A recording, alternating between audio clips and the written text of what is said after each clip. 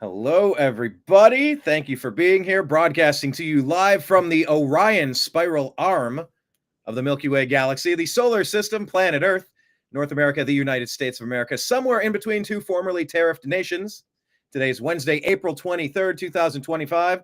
This is the NFL Draft Eve, and we are here on Strictly Football, a division of the Unhappy Hour Sports Show.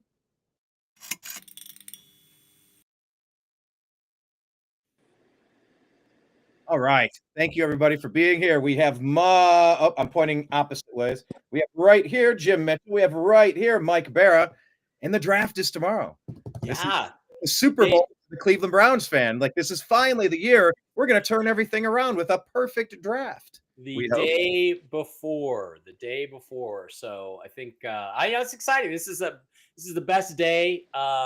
This is the best day in the NFL after the Super Bowl and before the first game. So there we are. This is absolutely. Good as so here we go. Super excited for all of the transactions that are about to occur. We have all sorts of rumors and we have all sorts of fun. I believe the plan today is we're going to go through 2 rounds of the NFL draft. We're going to cap it at 2.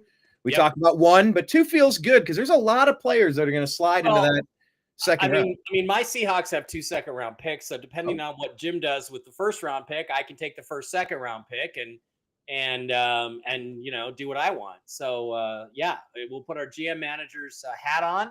And a lot of the teams we have to know, we don't really know what teams are thinking. We don't really know what they want. As teams come up, I'm going to mention rumors that I've heard and things that I've read. But one of the things that's really extraordinary, Jim, is that this is the first time in history since the, quote, common draft era, which is 1960 or so, that nobody has traded a first-round pick before the first round. Nobody. That's never happened before. So this is a weird year, and I don't know what that means. I mean, you guys, Brian or Jim, do you have any idea what that means? Are teams just deciding are they all being super cautious? Why is that happening? Anybody have a thought? Jim, you got a thought? Is that something that's usually before the actual draft? Before. I mean, I thought everybody's just linked up on telephones, making deals, and then they either trade up or trade down. And every year prior to this that they've had a draft, somebody has traded their first round pick, at least one. And not this year. Nobody has traded their first round pick. And remember, this isn't always about the 2025 draft, for example. This is about the remnants of the shitty Deshaun Watson trade. You trade 2 or 3 first-round picks away, and it lingers for draft after draft after draft. So it's not like every year there's moving and shaking, but the repercussions of years past, the ghosts of failed and successful trades past, they linger. But the first time in the common draft era that every team owns it's wild. I know the Steelers were very notorious about always keeping their pick, staying in the position they are, really rarely making trades. Mm-hmm. But I know the Cleveland Browns, Andrew Berry, the general manager, he's all about wheeling and dealing, and the franchise has been that way for a while. And the rumor today is that we are heavily fielding calls for number 2, perhaps trying to make something happen and setting up our way to jump back into the back end of the first round to maybe get a quarterback and get the extra 5th year, probably bundling our number 2 pick right at the top of the second round and some other capital to jump into 29, 30, 31, 32.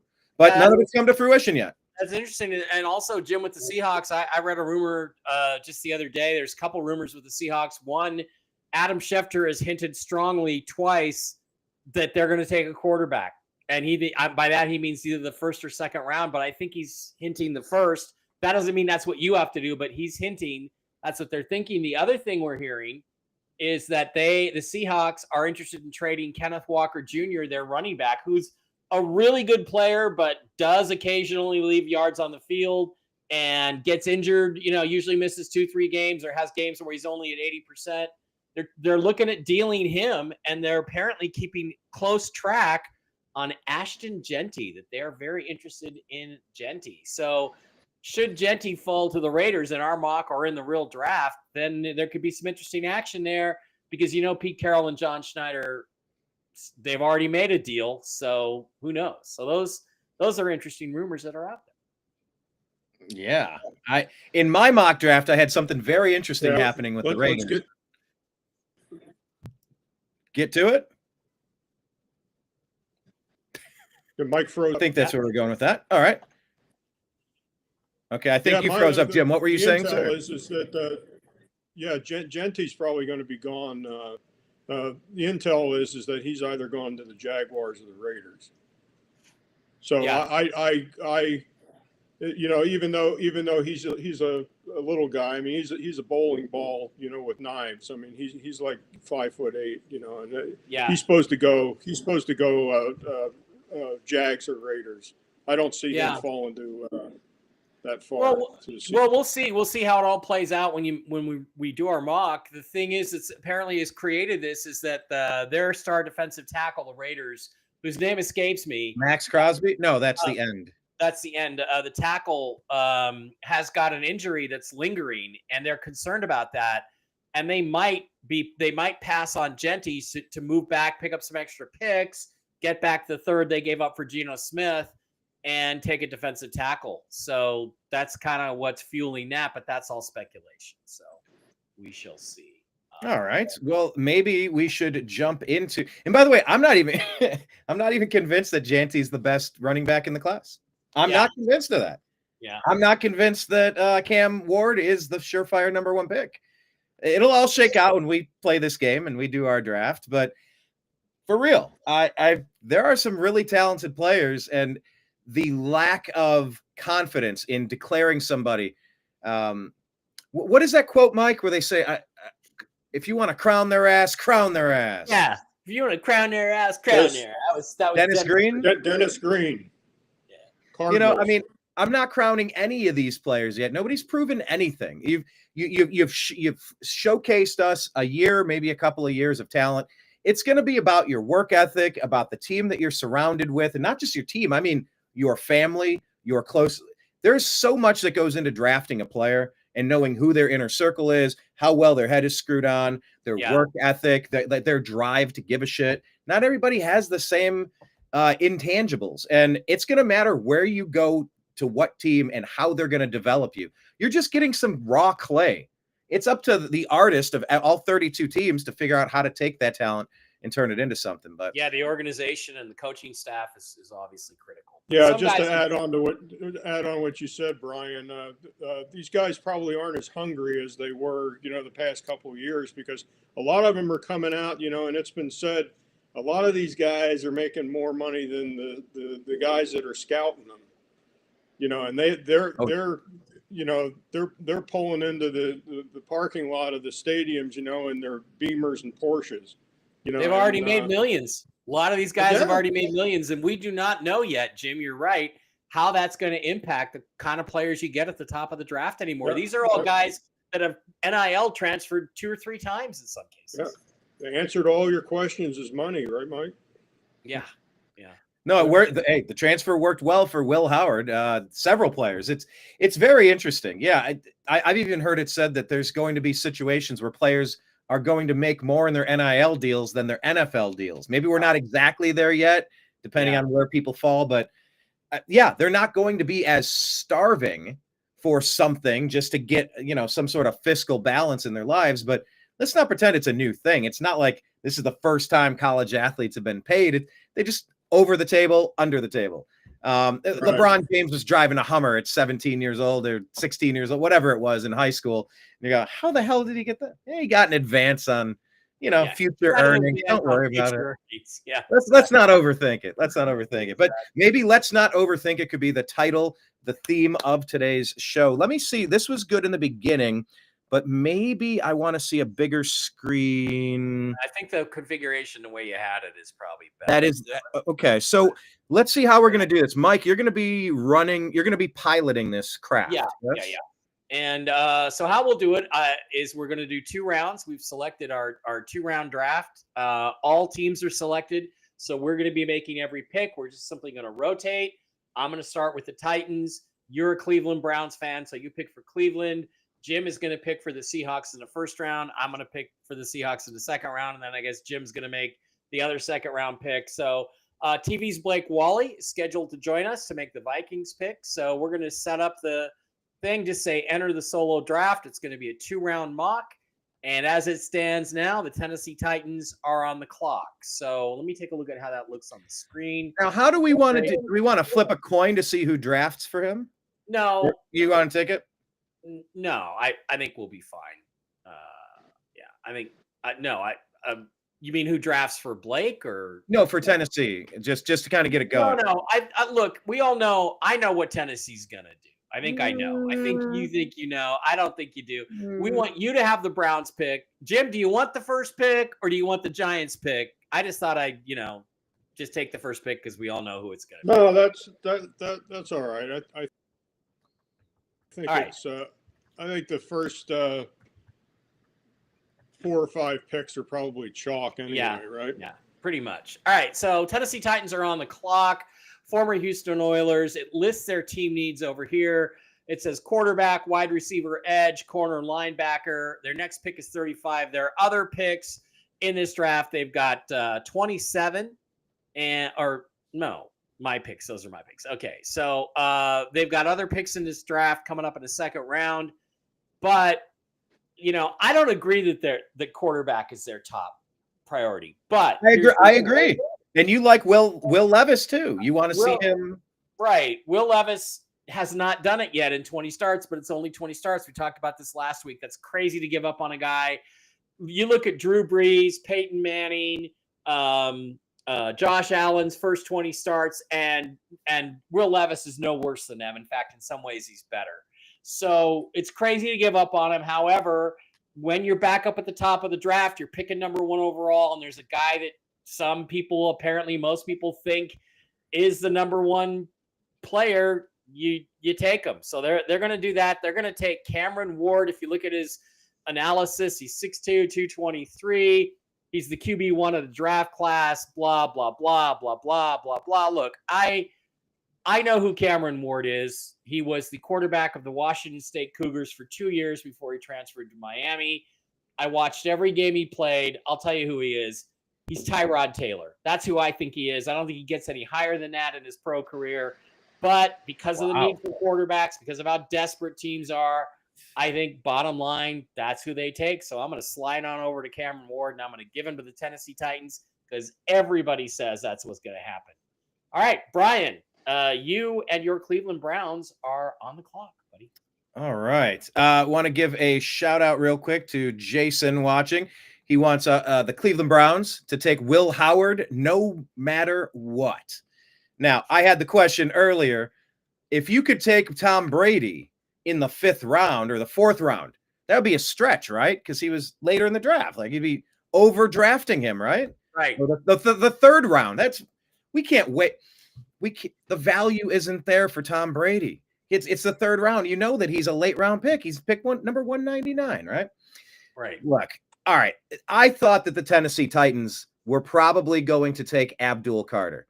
The preliminaries leading into all of the offseason analytics was that Abdul Carter had the highest possible ceiling. Like you said, Cam Ward, you projected to be what? Tyrod Taylor? That's not a number 1 pick. No. But if you get a Myles Garrett prototype in Abdul Carter or something that's going to be a badass edge rusher, I think the Tennessee Titans are going to take Abdul Carter. We'll see how it shakes out tomorrow. But we'll see. In this draft here, I think the Cleveland Browns have a couple of things going on. You could either go the Myles Garrett route, because Myles said, I want out of Cleveland, get me out. I want to win a Super Bowl. I want to compete. They said something to him to make it work, and then they made him like the most paid player in history. It is very tempting to bookend Myles Garrett with Abdul Carter. We saw what the Philadelphia Eagles did to the Kansas City Chiefs in the Super Bowl. Just bum rushed them. The problem with the Cleveland Browns is that there are several openings right now. There are a lot of positions that we have to fill. And I think for that reason, the Cleveland Browns, and I'm going to sort of use I'm going to use the fact that we have so many open positions on our roster to draft Travis Hunter. He is going to play both sides. He said, if I'm only forced to play one side, I'll quit. Like, so anyone trying to draft him knows you're going to play both sides. Now, maybe that's 80% of the defensive snaps and 50% of I don't know exactly what the dynamics will be. but he's a smart kid. He eats, sleeps, and breathes football. And the intel that I've been getting from GM Andrew Berry, he loves the kid. Now, that doesn't mean that the Browns are out. It doesn't mean that we're done being players. The persistent rumors of trading for Dak Prescott, the persistent rumors of Kirk Cousins, and of course, the theory that the Browns are going to get a quarterback in the first 3 rounds somewhere. Maybe there's not that big a difference between Cam Ward, Shadur Sanders, Will Howard, Jalen Milroe, go through Jackson Dart. Maybe there's not that much of a difference. And we just say, let's throw our dart in the second round or late first round, jump back in. So for all those reasons, I am picking Travis Hunter at number 2. All right. Travis Hunter goes to the Cleveland Browns. I got to agree with that. That's who they should take, I think. Plays 2 sides of the ball. He'll have an impact at corner. They'll have offensive packages for him. Superstar waiting to happen. Jim, how do you feel about those first 2 picks? And then you're on the clock with the Giants. Yeah, I would have went with Travis Hunter. I mean, the old saying is in the draft is, take the best next available player, and I think he is absolutely the next best available player. And I know in the long term the Browns are looking at a quarterback situation, but I think Hunter is just a much better pick as far as the availability of quarterbacks right now. And it just makes him stronger. It makes the Browns stronger with him. On both sides of the ball. That's the part. You're going to get so many more snaps out of that, which makes me excited. Anthony Manzano jumping in. What are your thoughts real quick watching the beginning of this draft, sir? Honestly, I like Travis Hunter. I don't want to draft the corner this high. Honestly, I hear that, and I've also heard a wide receiver because he can do that too. I've also heard he's mediocre at both, but he plays both. He got the Heisman. I mean, no, to me, he's an elite corner in the NFL. I don't think he's a great receiver in the NFL. Like, he's gonna be a good receiver, but to me, being that he learned from one of the.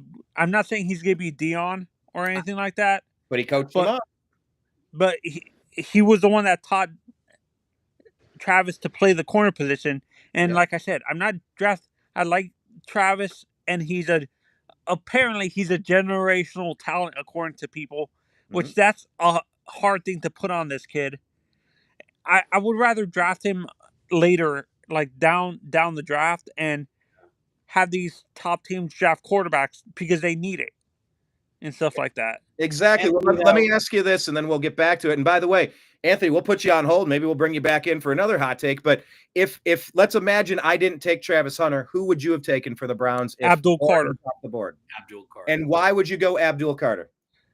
I don't know how much time we have left with Miles, even though we signed him to the extension. Yeah. Pass rushers fall off very quickly, and he's a speed rusher. Mm-hmm. As you get older, you start losing your speed and stuff like that. So, to me, Abdul Carter would be a perfect replacement for Miles when he started. Honest. Yeah. So you'd go the San Antonio Spurs route. You want David Robinson and Tim Duncan. You want the twin towers on the ends. You want the ends right there. All right, Anthony, we'll put you on hold a second. We'll keep rolling through here and bring you back in. Anthony, thank you for that. But I mean, I'll tell you something about Travis Hunter. He's going to score touchdowns from corner on pick sixes. He's going to score touchdowns as a wide receiver in the slot, especially, and he's going to score touchdowns returning kicks. And that makes him. Well, but what GM is going to allow him to play both? Like, what smart general manager? I know these teams that are in top of the draft are desperate for a superstar, but if you're a smart GM, are you gonna cave to a player to like that? Seems like incompetent GMing or an owner caving to a player like that. Yeah, well, you know what? That sounds like the exact MO of the Cleveland Browns organization. Then it's a perfect fit. It's the perfect fit. You got him for 5 years. You got him for 5 years. You ride him like a horse. Ride him like a nasty, tough horse. Yeah, get the most you can out of this first 5 years. Thanks, Anthony. Jim, you're up with the Giants. You got the 3rd overall pick. What are you going to do with it, bud? Yeah, there's a lot of talk around that the primary need of the Giants is quarterback, but this year I don't see that. I mean, as far as the strength of the quarterback draft this year, their needs may be quarterback, but they've got a competent quarterback right They now got Russ, in Russ. And by the way, And Jameis can throw for yeah, 500 yards. He'll just have some long punts on the interceptions. So, Yeah. Jameis aired it out, man. He can throw, but interceptions. yeah, I like Jameis. I mean, I told you that last year, Brian. I mean, he's great for TV. I mean, he's just a good Jameis watch. Winston experience, But it is, right? yeah, I'm going to go with the obvious pick here. I think the next best player on the board right now is Abdul Carter, and out of Penn State, and I would go ahead and draft Carter in this position here. The draft needs also from the Giants. Their second need, that they're saying that they're in need of an offensive tackle. And I've always been the belief, you should build from the inside out. As far as strengthening a team, but I think Russ still has enough mobility. I don't know if Mike would agree, but I think he has enough mobility to get away from a semi decent pass rush. But I'll go ahead and take. Yeah, Carter and I'm hoping that the Giants said to Russ, okay, come in and learn our offense, but you can change any play you want at the line of scrimmage. Just let him go. And, now that he's playing in New York, this will probably be what, if they let him just do what he does well, which is innovate, he will, this will guarantee that Russ is in the Hall of Fame. Not that there should be any question about it, but he has a couple of great years in New York, and that's going to sell him to those guys for sure. So, yeah, I agree. A quarterback is something they can worry about in the second or third round if they want to. So there we are. Hey, Anthony's asking if he can pick for his Dolphins. I think that sounds fun. Yeah, sure, absolutely. Awesome. Sure. Yes, I love that. Anybody else out there watching, like jump in. We put let me pin the link to the show. I'll see if I can get Jason in. It's in the host. It says it shows in my chat. Yep. Awesome. So Anthony, we'll put you down for the Dolphins. Let's not forget pick number 13. Okay. Yeah, 13. They're picking at 13. Okay, moving on to the fourth pick now. It's the New England Patriots. Everybody knows who's going to go here. Everybody agrees. Nobody argues. They're going to take Will Campbell, the giant offensive tackle, 6'5", 319 from LSU. He's a left tackle. Now, look, they could use a superstar. They could use a guy who could score touchdowns. If the Browns were to pass on Travis Hunter for some reason, the Patriots would take him right here, but they're not going to do that. They're not going to take Genty. I think they'd like to, but everybody has Will Campbell going to the Patriots. I think we're just going to give Will Campbell to the Patriots and say, there they are, left tackle. Okay, Brian, now it's on to you, to the Jacksonville Jaguars. Needs are listed as defensive tackle, tight end, quarterback, offensive tackle, wide receiver. I think there's another team that could use a little help for Derek Lawrence and Trevor Lawrence, and score some touchdowns. But that's up to you. What are you going to do at number 5? Brian Engelman, general manager of the Jacksonville Jaguars. Yeah, you know what? I am going to take a look at our cornerstone. I'm going to look at Trevor Lawrence and try to figure out what's going on. Maybe not lived up to the hype quite yet. Now, I would say when the Ohio State Buckeyes battled Trevor Lawrence in the college football playoffs, we kind of exposed who he was, and he wasn't all that. But, he's got skills. He's got talent. I think you have to do the smart thing here, and that's go offensive line. Where I'm a little torn is who to take, because the number 1 offensive tackle is listed at number 23 because he's coming off of an injury. That's where I'm trying to figure out, do you jump and take him, or do you go with the safe offensive tackle that isn't coming off of a bad injury toward the end of the season? By the way, guys, when we go to a team on the clock, their needs they're small, but they're listed here. If you need me to read them off as we get deeper, I can read them off for you. We can also look at offensive side of the ball, defensive side of the ball. or go to specific positions or go to the overall. So just let me know what you want to see. If you want to see, here's the offensive tackles. There you go. There's the list. Yeah, I think they're going to need someone that's going to be able to come in and contribute right away. I think the injury is going to scare them away and scare a couple other teams away too. But whoever ends up with this guy, if you can just redshirt him for half a season until he finishes his return from that injury, he was kind of listed as one of the number one offensive tackles. But end of the day, I am going to go ahead and take, where's he at? Armand Membu, offensive tackle out of Missouri. And you have got to anchor that line so Trevor Lawrence can have the best possibility of reaching the highest potential possible. 6'4", 322, and a lot of people had him taking Mason Graham here from Michigan. I hear he's dropping in the draft a little bit. All right, Jim, we're up next with the Raiders. Their top needs are listed as corner, running back, wide receiver, safety, and defensive tackle. And with the injury to the defensive tackle whose name escapes me, I'll try to find it. That may change things a little bit. What are you thinking for the Raiders pick at number 6? I think I'm frozen up here, Mike. Your screen is a little frozen, but I heard the audio. Okay. Yeah, well, I'll go ahead and they're now we may have lost him. No, okay. I'm still okay, here. We got you. Me, yes. Mike? Yeah. I'm going to go with Ashton Jeanty here, running back. I think the Raiders would benefit the most here with a running back, even though really, they says their primary need is corner. But I'll go ahead and I'll take Jeanty and I'll reboot this. All right, and you know what I would have went for here, Mike? Who would you have taken here? Well, here's the thing. Because of there is apparently, I just looked it up. It's Christian Wilkins, their defensive tackle. He's got a foot injury, and that's a factor. I might have gone defensive tackle, but I also understand that Mason Graham is falling on a lot of people's boards as we head into the draft. Will Johnson's a good corner. I think I would have taken, honestly, I would have taken Jeanty because they do need a running back. They lost Josh Johnson last year to the Packers, and they haven't replaced that. But Pete does like his defensive players. He likes his defensive backs.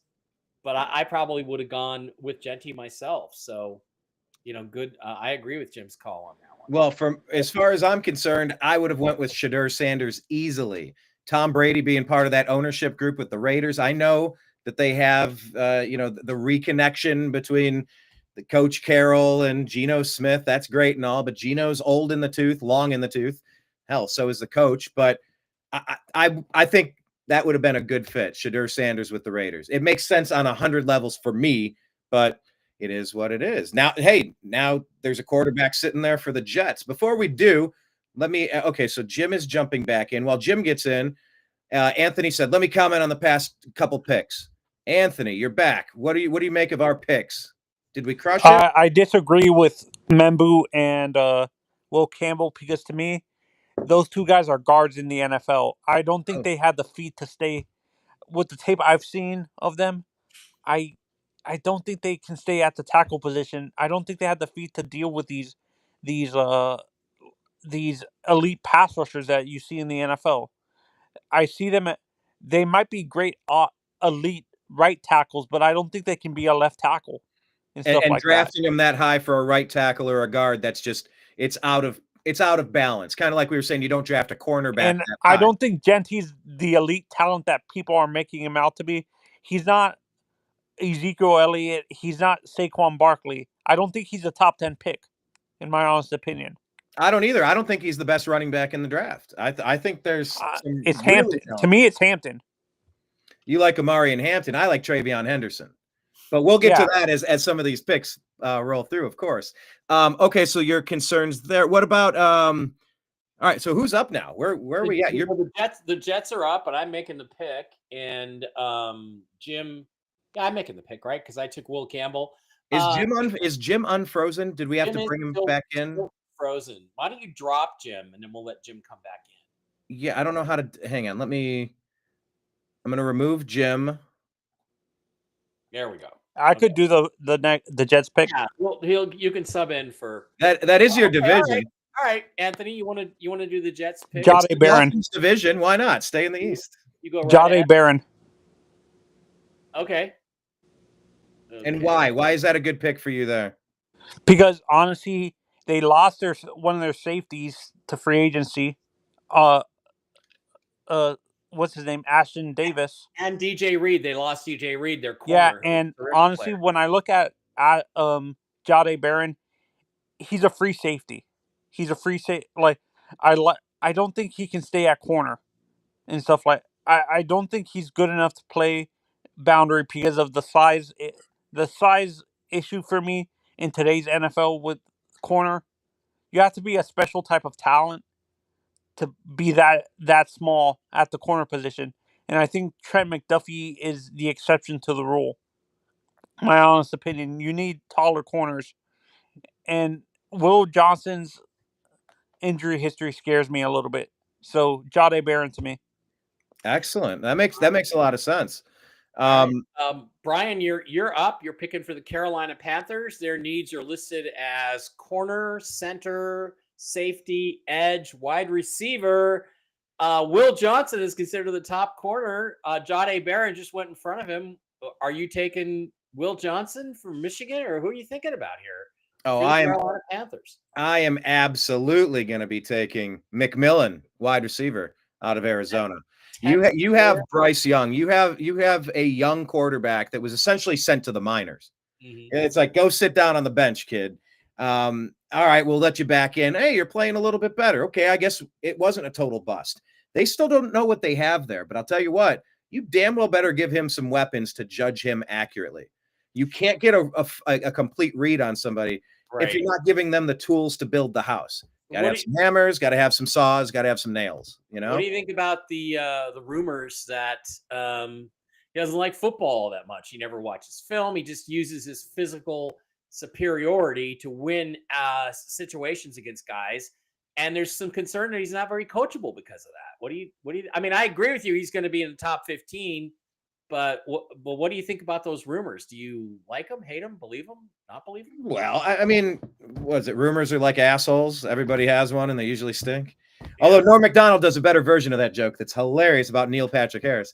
But anyway, look, there's going to be a lot of rumors like that, and maybe it is true, and that is something that they're going to roll the dice. I don't believe it. But it's 6'4", like with that size, with that speed. You don't believe it either, Anthony? I mean, it's silly season in the draft. We don't know. And you know why I don't believe it? Because I'm going to bring up a perfect example of this. Remember the Dan Marino incident in '83 when teams thought he was doing drugs at Pittsburgh? Okay. I think this is where this is coming from. There's teams that are putting that out on purpose so he can drop to them. Yeah. And stuff like that. Yeah. I mean, that is definitely possible. I don't know, but Mike, you're kind of buying into that. Who would you take at this spot? Would you go with some offensive help, or all the problems on defense? Well, I don't disagree with McMillan. I don't disagree with Matthew Golden from Texas could have gone there for me. I don't disagree at all with giving Bryce Young, a weapon. He definitely needs weapons. Tyler Warren is a good player. If however Ashton Genty fell to me and I'm Carolina, I'm snapping that pick up in like 2 seconds. Absolutely, just taking it. So Jim is now just a black square. We can't hear you yet, Jim, but we're working on it. That's okay. We'll get back. We need to get Jim either upgraded internet or a new laptop. Are we close to Christmas? I think he's got anyone. So this leaves me in a dilemma at number 9, because now I'm sitting here looking and I get to pick for the Saints. And what I'm looking at is there's a fairly obvious fit here. There's a guy who's fallen, in my opinion, way farther than he should, which is Shedeur Sanders, because he's not a scouting player. I would have taken him as my number 1 pick. If I was number 1 overall and I had to pick between Cam Ward and Shedeur Sanders, I'm taking Sanders. Really? Because I look at things like touchdown to interception ratio is to me the most important stat. second most important stat for quarterbacks. Number one is how many touchdown passes does the guy throw? Because that's what the quarterback does, is he throws touchdown passes. 37 or 39 touchdowns versus only 11 interceptions. That shows great judgment. It shows his football IQ is very high for the quarterback position.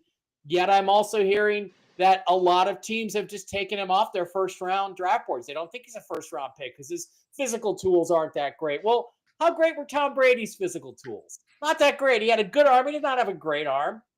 It's what's up here and what's in here.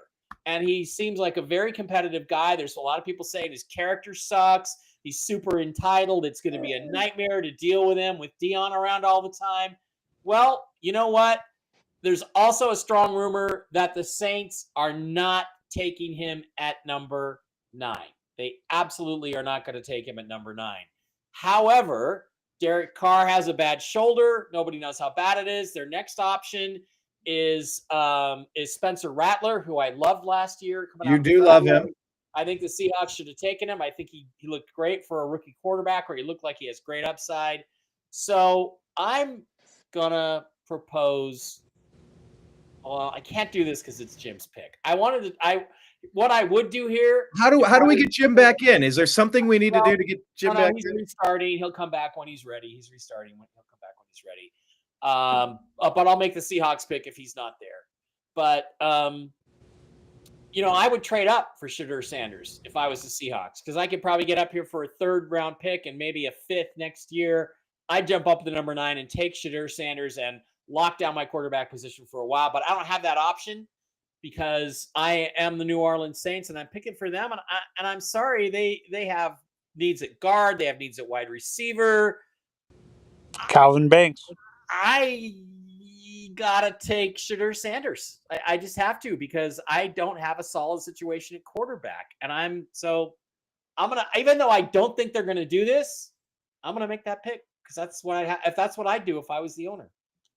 All right, Bears are up. Anthony, you want to do the Bears, or Brian, or you're next? You're next, Brian, right? I think Anthony bounced out. Yeah, let's go ahead. We got the Bears. Let's take a look at. Let's get them on the screen. Needs are offensive tackle, they say, running back, safety, edge, linebacker. Mason Graham. Why did that? By the way, why are you hearing that Mason Graham's going to slide? Because he's the number 4 pick, and we're already at 10, and there's just not a need for tackle amongst the problems. What I hear is that he's been very inactive in this lead up. He hasn't done any private workouts. He didn't go to his pro day, didn't work out at the combine. And hi, Anthony. Okay, Anthony's back. And a lot of people just think that they're hiding him, that he's hiding something, and that he's not that good. That he, the only thing he did at the combine was he did the bench, and he finished second to last. So there's rumors that he's more highly thought of because of his film than he would be in testing. So he's avoided the testing. That's raised a red flag for some teams. That's what I hear. But I agree with you. If I was sitting there and I'm the Bears, I'm probably taking him, because workout warriors do not a good draft pick make. However, what are you doing? You're the Bears GM. What are you picking? Who are you taking?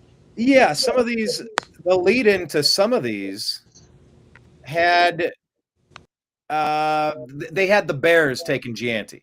So now he's gone. Right. And they have running back at one of their top needs, and they're going, shit.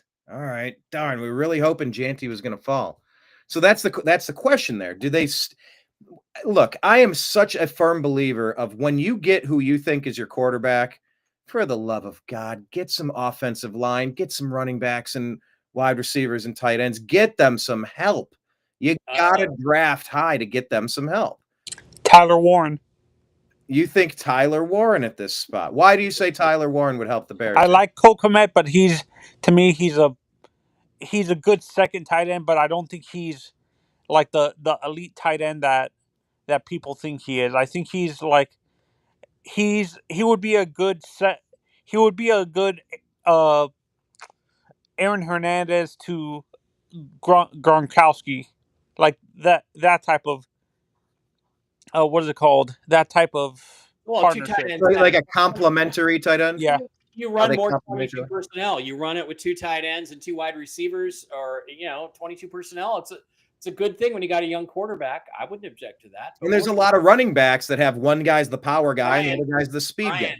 Okay, first of all, Brian, Jim says he's back in, so you have to add him back into the thing. Do you see Jim? There he is. Hold on. There he is. All right, we got Jim back. Jim's going to make the next pick for the 09ers. But Brian, you're on the clock. The clock has expired. Who's your pick? All right. I am going to go with the Chicago Bears. You know, I think you sold me on this. I think you sold me on Tyler Warren. I'm going to go ahead and put Tyler Warren on the Bears because that's going to help your offensive line. Because a tight end at its core is a position of an extended offensive line. And you give a weapon to Caleb Williams to give the kid a chance to succeed. That does two things. It helps the line and it gives you a playmaker. Thank you for talking me into it because the Penn State tight end and the Chicago offense, I see that overlapping very well. I just, in my head, I see a lot of similarities between the styles that they're running. I could see that working. So I'm going to go with that. That's a good suggestion. Thank you, Anthony. All Jim, right, 09ers. Jim, you're back. Clara, yeah. Zero. You're back. The Santa Clara 09ers. Welcome back, Jim. Two inputs and one nickname. I like it. The team needs are listed as defensive tackle, cornerback, linebacker, edge, offensive guard. I think I'd go with different needs than that. But what are your thoughts on our division rivals, the 49ers? And what do you think? What do you think they're gonna do here? Probably. You know, I really don't know what their weaknesses. What are their weaknesses again, Mike? I'm still trying to catch up on the board here. It lists defensive tackle, corner, linebacker, edge, and an offensive guard would be good things. So yeah, I'd probably go defense. You know, even though the head coach is he's an offensive coach at heart. You know. Yeah, you got to get another top 10 pick to make Robert Saleh look good though, because you know. Yeah, I think the obvious pick, you know, is probably Mason Graham, defensive tackle out of Michigan. I'd probably go defense here and good pick. Yeah, just go ahead and thanks for filling in for me, Anthony. I appreciate that. My little light on my camera went out. All right. So that's cool. So now the Cowboys are up. I guess it's my pick, and then Anthony's going to do his Dolphins. Yes, and by the way, Mike, I did put in the private chat for Jim and for Anthony. It's a link to the mock draft simulator. So if you just want to pull it up and catch up with the picks that we did, you can have it in front of you because it'll show the team and it lists their team needs right next to their logo over there. So you can I have a question before you guys go to the Cowboys pick. Are you doing trades in this mock draft? We're not. I don't think we can. I mean, we can, but here's one of the problems with this simulator is even when you make the most one-sided trade possible, like Deshaun Watson, it rejects it 90% of the time, right? It's just so when you say, okay, well, I'm the Seahawks, I'm going to trade up and take Shedeur Sanders, and you make like 15 different proposals, and every time the computer rejects the trade, so it's not worth doing. Yeah, yeah. Pro Football Network is weird with the trade value. I don't know what it is. Yeah, it's like it almost has to balance the trade on both sides. Well, unbalanced trades get made in the NFL all the time, depending on how desperate one side or the other is to make the deal. So that's just the way it is. All right, Dallas Cowboys are on the clock. They suck. They got issues. They could use a running back. They could use an edge. They could use a linebacker. They could use wide receiver. And a lot of people have them taking the Texas wide receiver from here. Kelvin Banks is the offensive tackle. Matthew Golden here to give Dak another weapon. Will Johnson, the corner from Michigan, is sitting right there. He's probably the highest rated player. And it seems like even though it's not a desperate need that they could use something because their defense was really awful last year. There's Mike Green, the edge from Marshall. They're having trouble with Micah Parsons. They let Dexter Lawrence go to the Seahawks. So given all that, I'm going to say Jerry is going to be Jerry. He's going to do something stupid. He's going to take Matthew Golden, the wide receiver from Texas, because he thinks CeeDee Lamb is good and he wants to partner with CeeDee Lamb. I personally think CeeDee Lamb is the most overrated receiver in the NFL, but that's just my opinion. So there we are. That's what we got. Another dumb pick. So, Anthony, your Dolphins are on the clock. Another dumb I'm between three players. I like Will. Like I said earlier, I like Will Johnson. The injuries scare me to the point where I'm actually taking him. I'm bumping him out of the top 20 and stuff like that. So I'm between Nick Imanwari here, Malachi Starks, and Trey Amos, the corner from Ole Miss. So, And I'm going with Trey Amos. number 34 overall out of Ole Miss. Why do you like Trey Amos, and what does he do to the Dolphins right off the bat? Because he's a type. The reason why I'm choosing him is because of I don't have to worry about injuries and stuff like that, and he's a type of corner. He's a type of DB that a guy like Anthony Weaver likes in it.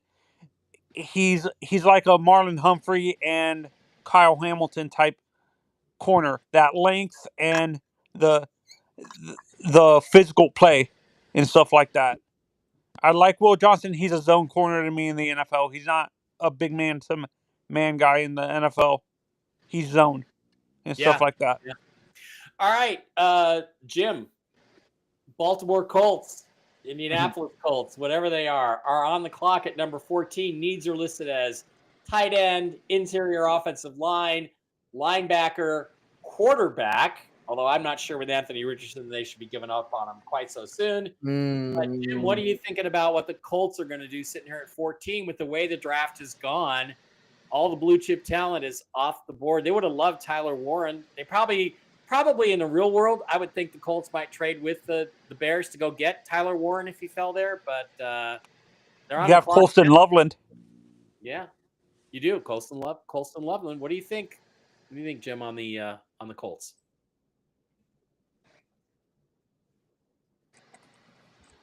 Digging in, taking a look. Mr. Jim, you still got us here? Can Jim hear us?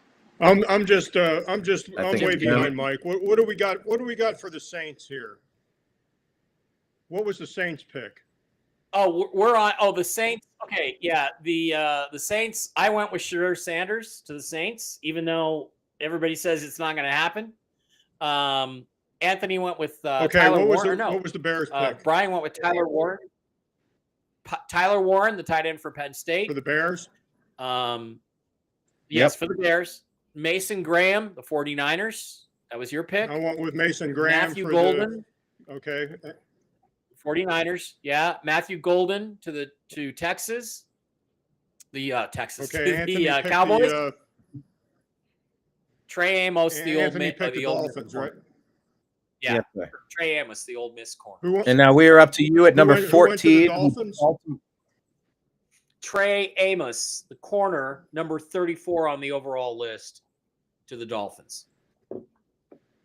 And by the way, anybody out there watching, please type your comments in. We will try to incorporate them into the show. And look, Anthony just got incorporated completely into the show. You never know what's going to happen on Strictly Football, as long as it's football related, that is.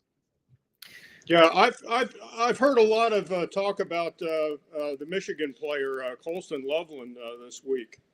There's been a lot of discussion, especially on Cowherd's show in the morning. I mean, he really likes Colston Loveland, and I see that primary needs with the Colts are tight end, offensive line, and linebacker. I'll go ahead and we'll go ahead and take Colston Loveland off the board for right there. For Indianapolis. Okay. There's been a lot of great tight ends in Indianapolis over the years. I mean, that's a byproduct of having some great quarterback play with Peyton Manning. The comparison I have for Loveland, I'm not sure if you guys agree with this a little bit. He reminds me of Dallas Clark, kind of. I mean, right. I was just going to say Dallas Clark, right? A little bit. Okay, I'm going to do the Falcons. They're up. The Falcons, it says cornerback, defensive tackle, edge, safety, linebacker. I don't think they're going to hesitate if it falls like this. They're just going to take Mike Green, the edge for Marshall. He's the next guy up. He's 16th overall in the evaluation. He's a pass rusher. They need a pass rusher. I don't think they're going to worry about a corner, even though Will Johnson is slipping. So we're going to give him Mike Green, the edge from Marshall. Now the Arizona Cardinals. I guess, Anthony, We'll have you make this pick. Shamar Stewart. Shamar Stewart, the edge from Texas A&M, who a lot of people think is a risky pick. So there we go. Brian, you're picking for your AFC North rivals, the Cincinnati Bengals. What do you think the Bengals are going to do? Yeah, the in-state in-state rivals as well. By the way, what was the concern about Shamar Stewart out of Texas A&M to the Cardinals? Character and lack of productivity. He's got all this incredible athletic ability, but I think the guy only had 4 sacks in his college I don't blame. career. And Brian, this is where I disagree with you a little bit. I hate when people bring up the production. Texas A&M doesn't use their defensive line that way. Like, they don't care about individual production. It's overall production of the defensive line. So when there's a lack of production, I focus on the pressure rate rather than the sacks. He had high pressure rate, but he didn't get home all the time. And in general, with the defensive line in Texas A&M, all their defensive line in the past few drafts performed better in the NFL production-wise. Myles Garrett is a perfect example of that. That's important, but I'm also going to take you back to 2005 when the Seattle Seahawks are sitting on the board at number 4. Matt Hasselbeck is getting long in the tooth. They could have taken Mark Sanchez, who had a pretty good career, beat Tom Brady twice in the playoffs. I think they should have taken the quarterback back then. Instead, they took the guy who was considered the safest pick in the draft, a guy named Aaron Curry, a linebacker edge type from Georgia Tech. You ever heard of Aaron Curry? No, Anthony, you haven't, because he sucked. You know why? This is a guy that they brought in to be a pass rusher who had 5 career sacks, just like Shamar Stewart. The guy had no instincts for football, and that's what I'm afraid that I see with Shamar Stewart, and that's what I follow the kid since high school, so I know what I see in the kid. So I hear you. I hear you. I hope if you're right and I'm wrong, then the Falcons made a big mistake taking Mike Green over Shamar Stewart. But nevertheless, the character issues scare me more with Mike Green. The off the field stuff with Mike Green scares me more than the on the field production with Shamar. Yeah, right, and that'll derail a franchise. That'll derail a career so fast. Brian, you are up with the Bengals. Edge is their top need, but the best edge is off the board now. They could also use a corner, a guard, a defensive tackle. Offensive line, defensive line are weak for the Bengals. What do you think you're doing here? Well, what I'm going to do is ask a question of the group. Quick answer. Which position is more important, cornerback or edge? Let me go around the horn, starting with Jim. What is more important of a position for your team, cornerback or edge? All other things being equal, would you rather have an upgrade at cornerback or edge? I would rather upgrade the edge, defensive tackle. The edge. I think a good pass rush. If you got a good pass rusher, you can take a good quarterback off his game, and just constantly, knowing that this guy's going to come across the line and take me out. I mean, just look at how many good defensive ends have actually gotten into quarterbacks' heads. Absolutely. So I would go ahead and I would draft a good edge tackle. And so that is the age-old question, chicken and the egg. Will a great defensive edge or a defensive end put so much pressure on that they're going to get more production out of the defensive backs, or will lockdown defensive backs make your edge more productive because there's nowhere to throw to? That gives you an extra half second, maybe an extra second, and then your line becomes more productive. Mike Bara, what say you there? Which one is more important of a spot? Quarterback, left tackle, wide receiver, edge. Those are my top 4 positions. Edge, edge, edge all day long. I don't care about corners. You can find them in the 4th, 5th, and 6th round. Take it. Anthony, do you concur with the group? I disagree. I'm more of the new line of thinking, building from the back end to the front, because it's a pass-heavy league. In my honest opinion, the shutting down the receivers on the outside creates more opportunities for your edge rush in the long run, in my honest opinion. Yeah, and that's what people have to figure out. And I think the Bengals have had a really bad defense for a long time. They're going defense here regardless. They've spent a ton of money on their wide receivers and Nicky quarterbacks. Manari or Malachi Starks? You Who like you taking? Malachi Starks? I'm going to go with Will Johnson here out of Michigan. I'm going to take Will Johnson. It's someone that's from the regional area. He's used to playing in the weather. That does make a difference compared to dome players and Southern California players or Florida players. If you're playing your games in Michigan, you'll be able to handle Cincinnati. I think it matters. So that's who I'm going to go with. Why would you have taken the other pick there, Anthony? Now, they lost Jesse Bates, so they need to replace Jesse Bates. But they just need better defensive players. They just need better defensive players. Improvement will improve that defense regardless, but yeah. All right. Jim Mitchell, you are on the clock for the Seattle Seahawks. I know who I would take right here if the draft fell this way. Who are you taking at numbers 18 for our Seattle Seahawks? And of course, I want to hear who Mike wants to take. Just say hello to Deb from SAC, calling you guys stud muffins. You never quit talking about football, says Deb from Sacramento. Thank you for watching, Deb. Okay, Jim, you're on the clock. This is everything you've hoped for. Let's go. What do you do? How do you fix your team? Yeah, this pick can go one of two ways. Mike mentioned earlier in the show, Kenneth Walker is often injured. He's a good running back when he is healthy. If I were to go running back, I would probably take the next available off the board, O'Marion. Yeah. And I'm guessing that's how it's pronounced. Yeah, you're correct. It's O'Marion Hampton. Yeah. Okay. Yeah. But, Seahawks got Sam Darnold this year. He's not that mobile. Did he catch lightning in a bottle, with the Vikings last year, with outstanding record? What did they win? 11, 12 games? 10, yeah. I'm going to look to protect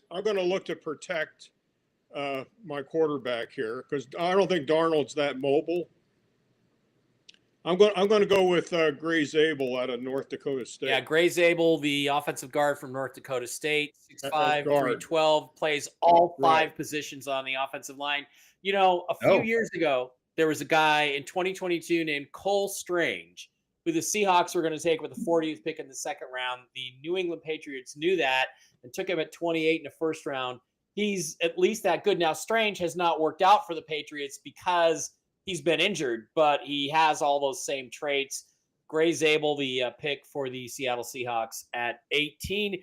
And honestly, the only guy, the people here that would tempt me as a Seahawk GM is Jalen Walker is a linebacker who also can do a little bit on the outside, a lot of talent. He really excites me.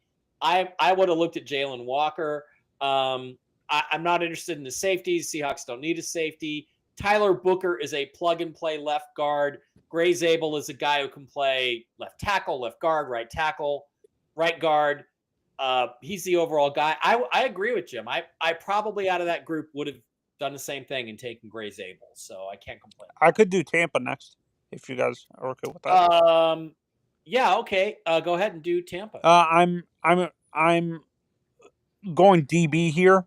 I'm between three players: Will Johnson, Imanwari, and Malachi Starks. And to me, out of them, I'm choosing Malachi Starks to pair up with Antoine Winfield. Yeah, Will Johnson already went, so that's he's gone. What are your opinions, guys? Do you like that pick or? Yeah, I mean everybody has either Imanwari or Starks. A lot of people have them mocked to the Tampa Bay Buccaneers. They need defense. That's the way to go. And, that makes a lot of sense. So, yeah, I think that's a distinct possibility. Yeah, I've seen a lot of times over the past couple of years, I've sort of adopted the Tampa Bay Buccaneers as my second favorite team because I'm a Cleveland homer, and I hate what the Browns did to get rid of Baker Mayfield, as we've discussed in great detail in our previous 24 episodes. But their defense in Tampa Bay has cost Baker and the boys a couple of games. They have some weaknesses there. They still have the edge of the careers of Godwin and Mike Evans, still like right at the edge of their prime. They're loaded with some offensive talent, but just like the Bengals, they've got to get that defense under control. So that definitely improves them in that area. So yeah, I think it's a good pick. And does that move, in your guys' opinion, does that move Antoine Winfield to the strong safety with Malachi Starks, or is Malachi, in your guys' opinion, a strong safety in the NFL? Oh, that's a good question. He is 6 feet.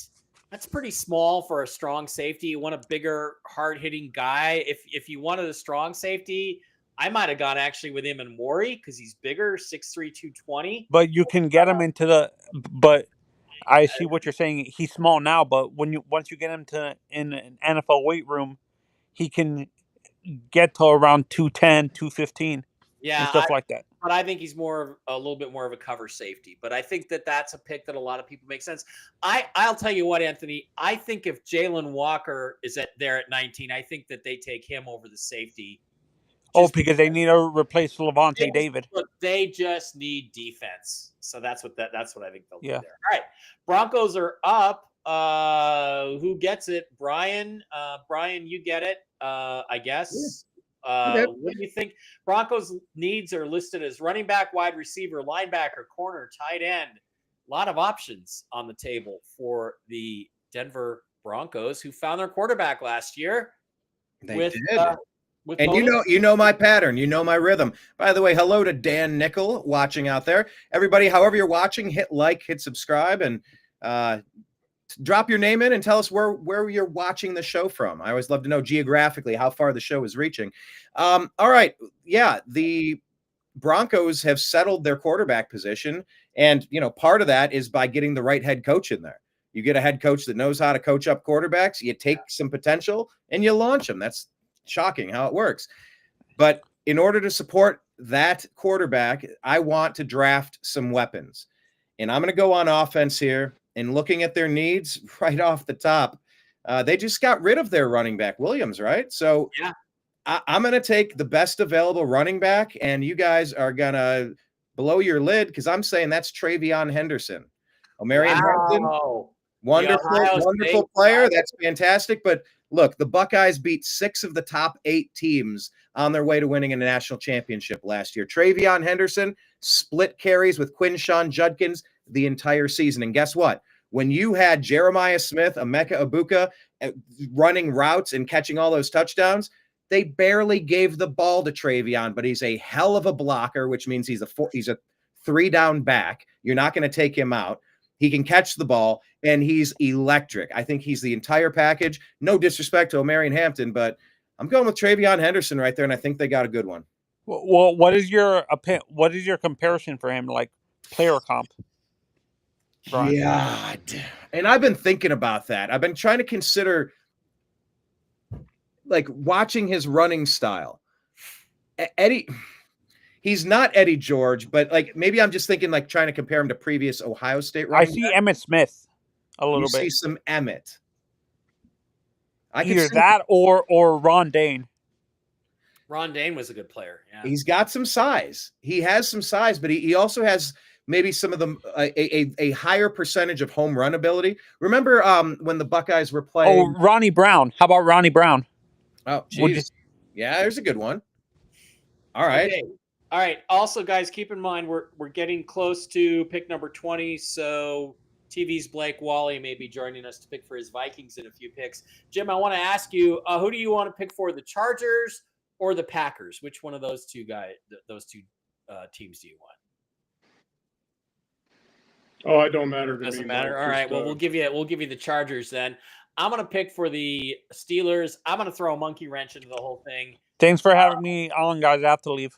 Thank you. All right. Okay. Thanks, Anthony. Awesome stuff, Anthony. Appreciate you. Subscribe and join us again. Yeah, Anthony. I'm already subscribed, actually.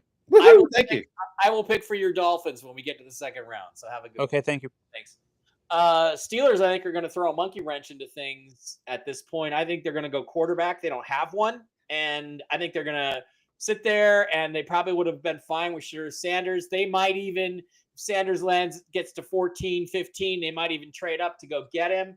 They may not like him as much, although Mike Tomlin said some nice things about him. So I think we're looking over at offense. We're going to go to the quarterback. Your choices are Jackson Dart, Jalen Milroe, Tyler Shaw, Will Howard, Quinn Ewers, Dylan Gabriel, Riley Leonard. Wow. I think a lot of people think Jackson Dart. A lot of people think Tyler Shaw. I think that they're going to go with Jalen Milroe. It's been rumored. It makes sense. I think you look at him, his floor, from their perspective, fantastic runner. Somebody said best running quarterback I've ever seen, better than Cam Newton. You work on his arm, you work on his accuracy. I don't think he starts this year, but I'm going with Jalen Milroe from Alabama because his floor is maybe Jalen Hurts. His ceiling is Lamar. Both of those guys had great running abilities, but Jackson Dart, look, the thing about Jalen Milroe is he is an asymmetric player. He's more of a threat running the ball than he is throwing it, but you like Cordell Stewart / maybe a slash. I don't know, but Pittsburgh's done it before. I'm just going to go with Cordell. I'm just going to go with the rumors that I heard that Milroe is very popular inside with Mike Tomlin, and that's the weapon they're going to go get. So now the Chargers are up. Chargers needs, Jim, are listed as defensive tackle, tight end, wide receiver, corner, offensive center. What are you going to take? You got lots of good players on the board for the Chargers. So you went Jalen Milroe for Pittsburgh. Yeah. I mean, that's a big body that can take a lot of hits in the AFC North. That's for sure. I'm Chargers had some real good. They had a good draft last year, and I'm going to go Kenneth Grant, defensive tackle out of Michigan. I think they need to beef up their the defense on this team, and Harbaugh and Joe Horowitz are pretty good at analyzing who they need for the team, and they had 4 good picks last year. So I think they're gonna lean towards Kenneth Grant out of Michigan. Yeah. I think that's a good pick. I think that Harbaugh knows who he knows. Anthony commented, I think Milroe's way too much development with him right now. He's a 3rd round pick. The problem is, Anthony, as last year's draft showed us, 3rd round picks are going in the 1st round these days because teams are finally placing the appropriate premium on quarterbacks. So that's where we're at. So you could be right. It could be Jackson Dart, but I don't think the Steelers are looking for a guy necessarily because Aaron Rodgers is still out there. I don't think they're looking for a guy to start this year. I think they're looking for Speaking of Aaron Rodgers, maybe he'll go to Minnesota. There's TV's Blake Wally. All right, Packers are up next. Brian Engelman, who are you taking for your Green Bay Packers? Their top needs are listed as edge, corner, wide receiver, defensive tackle, and linebacker. What do you think? Yeah, I mean, they are famously known for never drafting wide receivers in the 1st round. But I think Emeka Egbuka is too big of a talent to pass. I've watched these guys for years. Yeah. And the thing about being a Buckeye, you are the premier college program, and you are essentially an NFL minor league team at this point. Mm-hmm. You are splitting your time so many ways. You're showcasing yourself, but this guy is consistent. He's a playmaker, and he's never been the best wide receiver on his team. So you start to wonder, well, maybe he was the best player on his team with his consistency that opens it up for the other guys. But I'll just say the Green Bay is going to get tired of always hearing you never give your quarterbacks top-notch talent to work with. I say they're going to go with the wide receiver and take Egbuka, who's a hell of a player. I agree with you, and I would not be unhappy at all if the Seahawks took Emeka Egbuka as their number 1 pick at 18. I wouldn't be unhappy with that because they can get other linemen in the 2nd round. All right, your Minnesota Vikings are up and on the board. TV's Blake Wally. There he is. We have a bunch of guys left. I hope you can see the list. Needs are listed as safety, corner, guard, edge, running back. I know what I would do here if I was the Vikings. Yeah. What is TV's Blake Wally going to do? at number 24. Do you want me to list off some more of the guys that are left, or no? I've got my pick. If we're gonna stay there now, I would think they would trade down from this position because they've only got 4 picks. There's no second round, no fourth round. But if they have a guy just fall into their lap, maybe they'll take him. And I think the obvious pick here is that safety there from South Carolina, Nick Emenwari. His last name, yeah. Yeah, Emenwari. And that makes a whole lot of sense because Harrison Smith is vastly overrated in the first place, and he's old.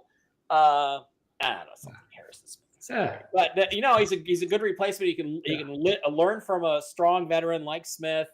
That makes a lot of sense. Honestly, if I was you, I would have taken Kelvin Banks, the offensive tackle from Texas. Because I think your offensive line really let you down those last few games, and that's where. Yeah, I watched it. I agree. We upgraded, but our tackles I think are great. I would have gone with your guard that you took for Seattle there, that Gray Zabel, North Dakota. Yeah, he's a good player. The other thing too is Banks. A lot of people say he's a guard, so you're going to move him into the guard spot in the NFL, but I don't know. Okay. I don't know. All right. Crazy does. Next up, the Houston Texans at 25. Jim Mitchell, this is your pick. Who are you going to go with? Or do you want to pick for the Rams, Jim? Would you rather pick for the Rams or the Texans? Oh, I'll pick for the Texans. Their needs, I see offensive tackle, offensive guard. I'm going to go probably the next best Ohio State player available here. I'm going to go with Donovan Jackson, Ohio State guard. All right. Donovan Jackson. Yep. Good player. Good, solid player. All right. Next up, I'm going to go pick for the Rams. I hate the Rams, but I'm going to pick for them anyway. And their needs are listed as linebacker. And Jalen Walker, the Georgia linebacker, is a really good player. He deserves to go at this spot. He's a fit for them. They could also use a corner. They could use an edge. They could use a tight end. They could use a running back. So I think what they're going to do is look to the future, and they're not going to take the obvious pick because I think Sean McVay and Snead, their GM, are the smartest guys in football, and they had a great draft last year when they got Jared Verse, who the Seahawks passed on, and the Florida State defensive tackle, who the Seahawks also passed on. And I think they're going to take Jackson Dart, the quarterback from Ole Miss, as their heir apparent to Matthew Stafford. He's got a lot of the same qualities Stafford has. He doesn't have quite the arm, but who does? I think he sits behind Matthew Stafford for a while and becomes the quarterback for the Rams in 2 or 3 years. So I think McVay and Les Snead once again kill the fucking draft. That's 2 quarterbacks. 3. I've taken 3 quarterbacks in this draft. I took 3 of the 4. Actually, I took all 4 because I had the first pick and took Cam Ward. Wow. Quarterback. All right. Rams are up next, or not Rams, Ravens. I think there's an obvious pick here for a Ravens-style player. Let's see what Brian Engelman thinks. Well, they need linebacker.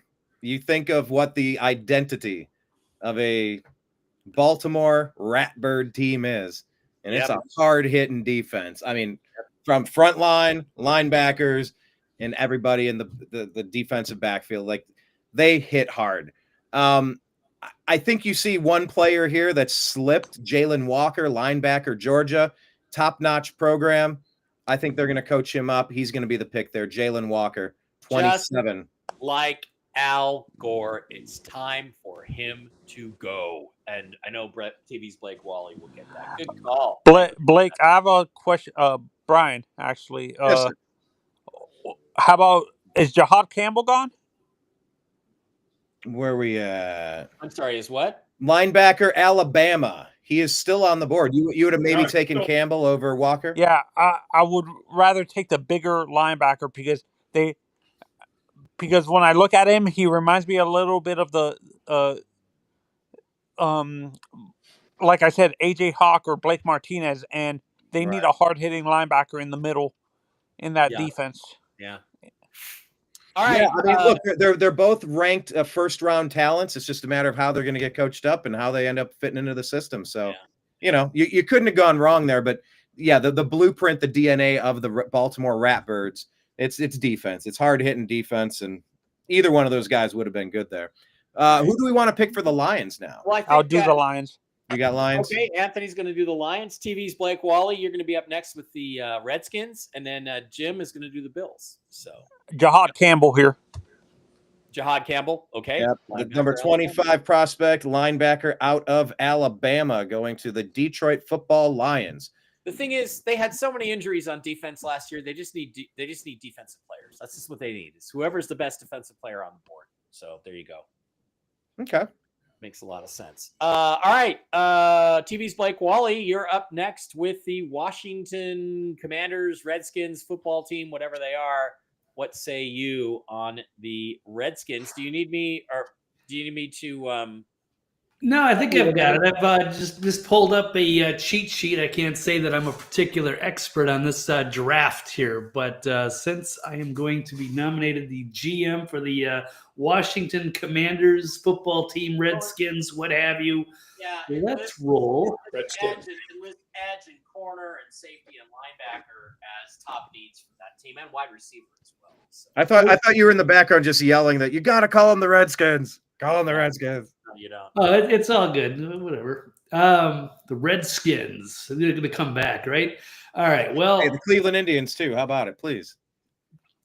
If I had the authority. All right. Well, let's. I'm going to roll with their defensive tackle. I know we got one from their team.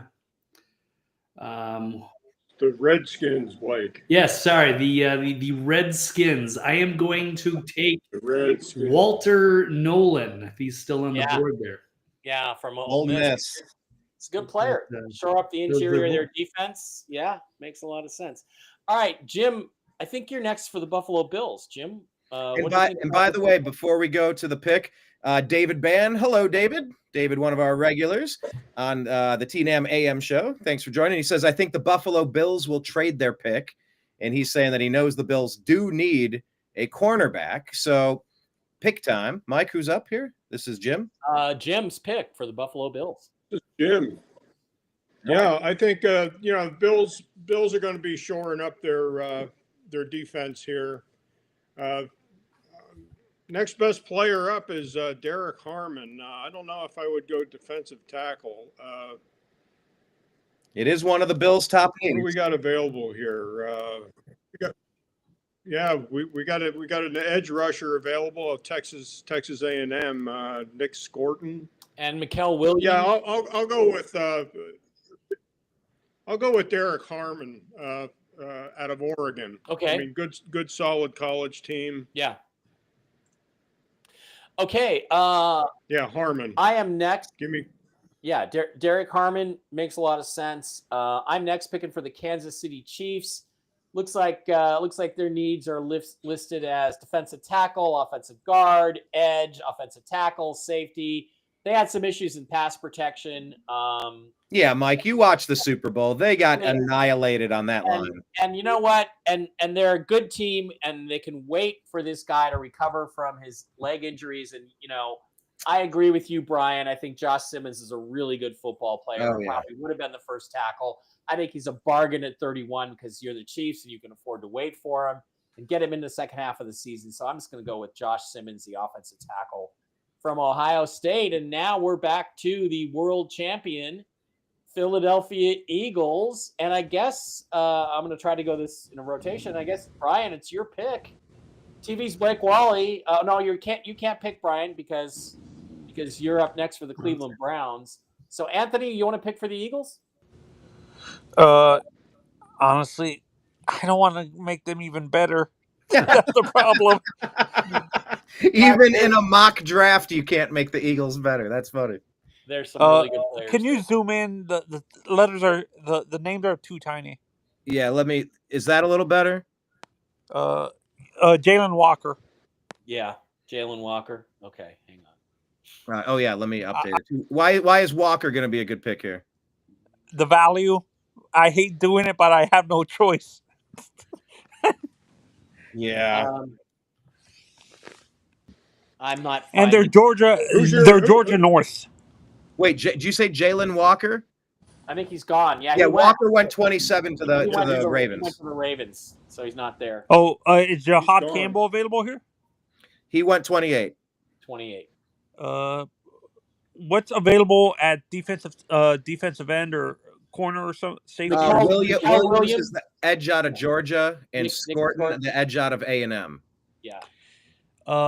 James Pierce the edge out of Tennessee too. Williams. Mikael Williams, yeah, I agree with that. I don't think they'll hesitate. All right, we move on now to round number 2. Cleveland Browns are up. Brian Engelman, what are you doing with the first pick of the second round? What position are you thinking? Yeah, well, I reached the end of my draft here, and now I lost my tool to look at all of my available players. Yeah, because you only picked one round, so. So you gotta restart a draft, and yeah, I'll do that. How do I get like a screenshot so I can populate? Okay, it's fine. I know who I'm taking here. Easy. It's not even close. The Cleveland Browns are in a quagmire. We've been mired in this quarterback problem situation since Baker wanted the full max deal. The Browns were like, "You're good, but you're not that good. We're into you, but we're not that into you." We sold the farm. 3 first-round picks and a whole bunch of other picks and almost $250 million fully guaranteed to massage Watson out of the Texans. And this guy, when he's been in Cleveland, he's been injured, he's been ineffective, and he's just been generally unliked. And now he blew his Achilles a second time, and the Browns are essentially moving on from Deshaun Watson, who was supposed to be our cornerstone quarterback. We went out and got the prize, allegedly, of that free agency class, and it's been nothing but a bust. So I'm going to go quarterback here. And out of the top available quarterback, I don't have my list. I'll have to repopulate. Who are the top quarterbacks available here? Will Howard, Quinn Ewers, Dylan Gabriel, and Riley Leonard are the top guys left. There's some good quarterbacks there. And I'll tell you, for all of the grief that I get, just say it. Will Howard. We all know who you're fucking taking. But I get so much grief from the Baker haters saying he's never won a Super Bowl. He's never been to a Super Bowl. It's like, well, then Will Howard's clearly the choice because he went to a championship. He won a championship. Get the winner. Go with Howard. I see he's 6'4", 237. He's perfectly built for the AFC North. And I see a lot of Big Ben in him. What's that? Big Ben. He's very Big Ben-like. Exactly. So that this is going to fix so many problems with the Browns, except I hope we can trade up 1 or 2 spots so we can get that extra 5th year of eligibility. I think if we use that other configuration where it's a little tighter in, we can see things better. That's better. Okay. Yeah, we just lose somebody on the screen. It's fine. This is better. Yes, I agree. Well, let's kick Anthony off because he's not a picture. He's just a picture. Hey, Mike, if you could, he's like, no, I'll show you something. Yeah, that's okay. All right. Yes. What did you want? No, I was just going to say, if it's possible while they're making their next picks, if you could scroll up to 1, I'm going to do another draft and try to populate so I can get my stuff going. So.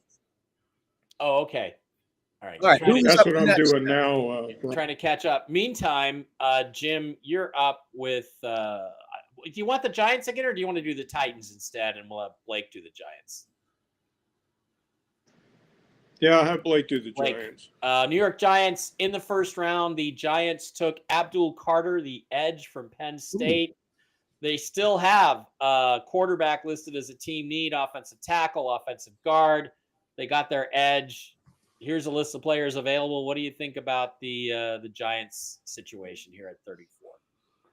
Well, let's see. Given the options here, the way I'm looking at the cheat sheet, probably going to go offensive line. That might be a reach, but is Tyler Booker available? He is still available, the Alabama guard, plug and play. Okay, let's go with him. That's probably going to be my last pick for the afternoon. Okay, you're going to slip out on us? Thank you for coming. Well, Yeah, you don't have enough. There's no Vikings pick in the second round, so you don't have to stick around for that. So yeah, no, it's been good. Thanks for the invite. It's been fun. Yeah. Hey, that was a good show last night, Blake. Yeah. Oh, thank you, Jim. Yeah. I enjoyed All right. that. Let's all say goodbye to TV's Blake Wally. You rock. All right, Blake, everybody. have a great afternoon. Blake, And, Blake, can you pitch your show real quick on your way out? Tell people where to find your stuff. I do the Eccentric Perspective show Tuesday and Thursday, 4:00 Eastern Standard Time. If you guys want to catch a live stream. Yeah. All right. Thank you very much. All right, Brian, gentlemen, Jim, Mike. Good luck. Good luck to all your teams tomorrow. Should be fun. Take care. All right. Tennessee Titans, formerly the Houston Oilers, took a quarterback, Cam Ward, with the first overall pick. They still need wide receiver, edge, corner, linebacker. Anthony, why don't you do the Tennessee Titans? What do you think? Can you look at receiver real quick, please? Absolutely, you could do that. Yep. Offense, wide receiver. There's lots of good ones left. Jaden Higgins. Jaden Higgins from Iowa State. Wow, why do you rate him over the other guys? The Cyclones. They need a big body receiver. That's all I'm thinking. Yeah. All right. I'm going to go next. The Jacksonville Jaguars in the first round. The Jaguars took Armand Membu, the offensive tackle from Missouri. I'm still in a mode where I'm building around Trevor Lawrence, and there's a lot of good talent here. There's some good offensive linemen that I think should have gone already. There's some good defensive linemen, but I'm looking at maybe a tight end. I'm looking at a running back. I'm looking at a wide receiver. I'm looking to get another weapon, and the guy that I really like here actually is Trey Harris from Ole Miss. He's not the fastest receiver out there, but he's big and he's strong. And I'm going to go with Trey Harris to the Jacksonville Jaguars. Okay, Brian or Jim? Jim, I guess you're next. You're picking for the Raiders. The Raiders. The Raiders. Who did the Raiders take in the first round? Raiders took Ashton Genty, the running back. That was my pick. Here, Mike, can you scroll up for a second? I will get caught up in like 60 seconds if I can. Okay. There you go. Thank you. You want me to read them to you? Yeah, actually, I'm at Abdul Carter. Go. You are okay. Will Campbell. Got it. Armand Membu. Got it. Ashton Genty. Got it. Jahade Barron. He's down the list a little bit. Got it. Tetroya McMillan. Got it. Shadur Sanders. Done. Tyler Warren. Here he goes. Mason Graham. Heck of a pick. Matthew Golden. And he's gone. Trey Amos to the Dolphins, corner.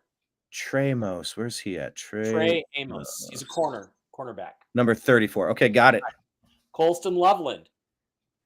Got it. Mike Green. Done. Shamar Stewart. This is a nice recap. Done. Will Johnson went to the Bengals. There we go. Gray Zabel to the Seahawks. I got to scroll for him. Gray Zabel to the Seahawks. Yes. Malachi Starks, the safety, to Tampa Bay. There we go. Travion Henderson, the running back, to Ohio State. Oh, what a great pick. Right there. Denver. What a great pick. Okay. Jalen Milroe to the Steelers. Oh, where's Milroe? He's down here. He's a quarterback. He's way down. Yeah, he's down. 40. Okay, got it. Kenneth Grant to the Chargers. Number 37. Got it. Emeka Ekuba, the wide receiver, to the Packers. Abuka's so good. Yes. Nick Emanawari to the Vikings. Gone. Donovan Jackson to the Texans. Got it. Jackson Dart, the quarterback, to Ole Miss. Got it. Jalen Walker, if he falls this far, I think the Ravens snap him up. Oh, absolutely. The number 12. Jahad Campbell to the Detroit Lions. Yes. Derek Harmon, the defensive tackle, to Oregon. Nice. Josh Simmons, the offensive tackle, to Kansas City. Gone. Mikael Williams, the edge, to Philadelphia. I think that's Smart. a easy pick. Will Howard, first pick in the second round, to Ohio State. I got to scroll down to find him. What a shame he's ranked so low. He's like 104. He's just go to offense and then click on quarterback and he'll be right in there. Yep, there we go. Got him. Tyler Booker, the offensive guard, to New York Giants. Okay. Jaden Higgins, a wide receiver to Tennessee. Higgins. Jaden Higgins, wide receiver, Iowa State. Where is Higgins? Yeah, Jaden Higgins, number 66. Got it. Trey Harris, wide receiver from Ole Miss, goes to the Jaguars, and Jim is up with the Raiders. Perfect. Thank you, Mike. Great job. All right. Oh, who went to the Jaguars, you said? Trey Harris, a wide receiver from Ole Miss. Oh, I put him on Tennessee. Who did Tennessee have? Jaden Higgins, a wide receiver from Iowa State. You can flip-flop those, just so you know, because they're both off the board. Okay, I think I'm missing one somewhere, but it's fine. That's close enough. Okay. All right. Jim, Raiders. Team needs are listed as corner, running back, wide receiver, safety, defensive tackle, and they certainly met their need for a running back in the first round. Cornerback, huh? Cornerback, running back. Yeah, they went cornerback. Yeah, you already have Janty, so you can take running back off the wide board. Receiver, safety, defensive tackle. You want me to do this pick, Jim? Because I have something I'm going to do. I know what I want to do. Yeah, go ahead and take it. All right, we'll flip you to the Patriots, and then. Oh, I had someone for the Patriots. Okay, well then. Since I'm back, I'm going to do my Dolphins. You guys can do the picks before that. Absolutely. Okay. Well, Dolphins. Are you guys in the second round? Yes. Yeah. Okay. We're 48. But so. You then me, then back to Jim. Brian, you do Patriots, and then Jim will do Bears. Yes. And then Anthony will do Saints. Perfect. And then somebody will do the Bears. All right. So Raiders, because of the fact that they have this injury to the defensive tackle Wilkins, that is a concern. I think that after getting Genty in the first round, they flip around and go to defensive tackle in the second round. But I'm going to go way down. I'm going to go to a guy that is a real wild card in this whole thing. But there are people who say he is a monster. He is a game wrecker. He's rated 98th in this draft. His name is Ty Robinson from Nebraska. He's quick. He's powerful. He's 6'5", 288. But when you watch him, he makes monster plays all over the place.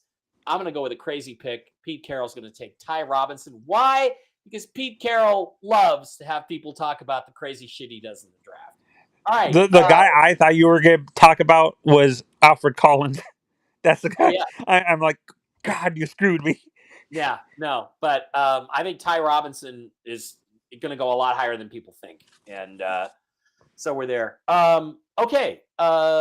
Patriots are up next. Brian, you go ahead. I'm going to grab a water and I'll be right back. So, Brian, talk your way through the Patriots and I'll be back in a flash. All right. Patriots are up here. Man, I do have an idea of who I would like to take here. It's not listed as one of their needs. And I'm just seeing Omarion Hampton slipping this far. And I'm having a hard time passing up on him. Can either of you guys talk me out of taking Omarion Hampton? I can't. Jim, it says offensive tackle, wide receiver, edge, guard, corner. That's a lot of other needs besides running back there. There's too much value there. That's how I'm reading it, because obviously I took Travion Henderson above Omarion Hampton, and that's why I'm going to do it. I'm going to take Omarion Hampton. Yeah, and the Bears are going to be really pissed off about that. They're going to be one pick away from going, damn it, that would have been a perfect pick for us. You can never go wrong by investing in players to help your quarterback when you draft a quarterback with the 3rd overall pick, right? You can never go wrong with that. So good for you. Agreed. Okay, so that was my pick. Move over to the Bears. Is that back to Jim or you? Jim, you're up for the Bears. And then Anthony's going to do the Saints. Okay.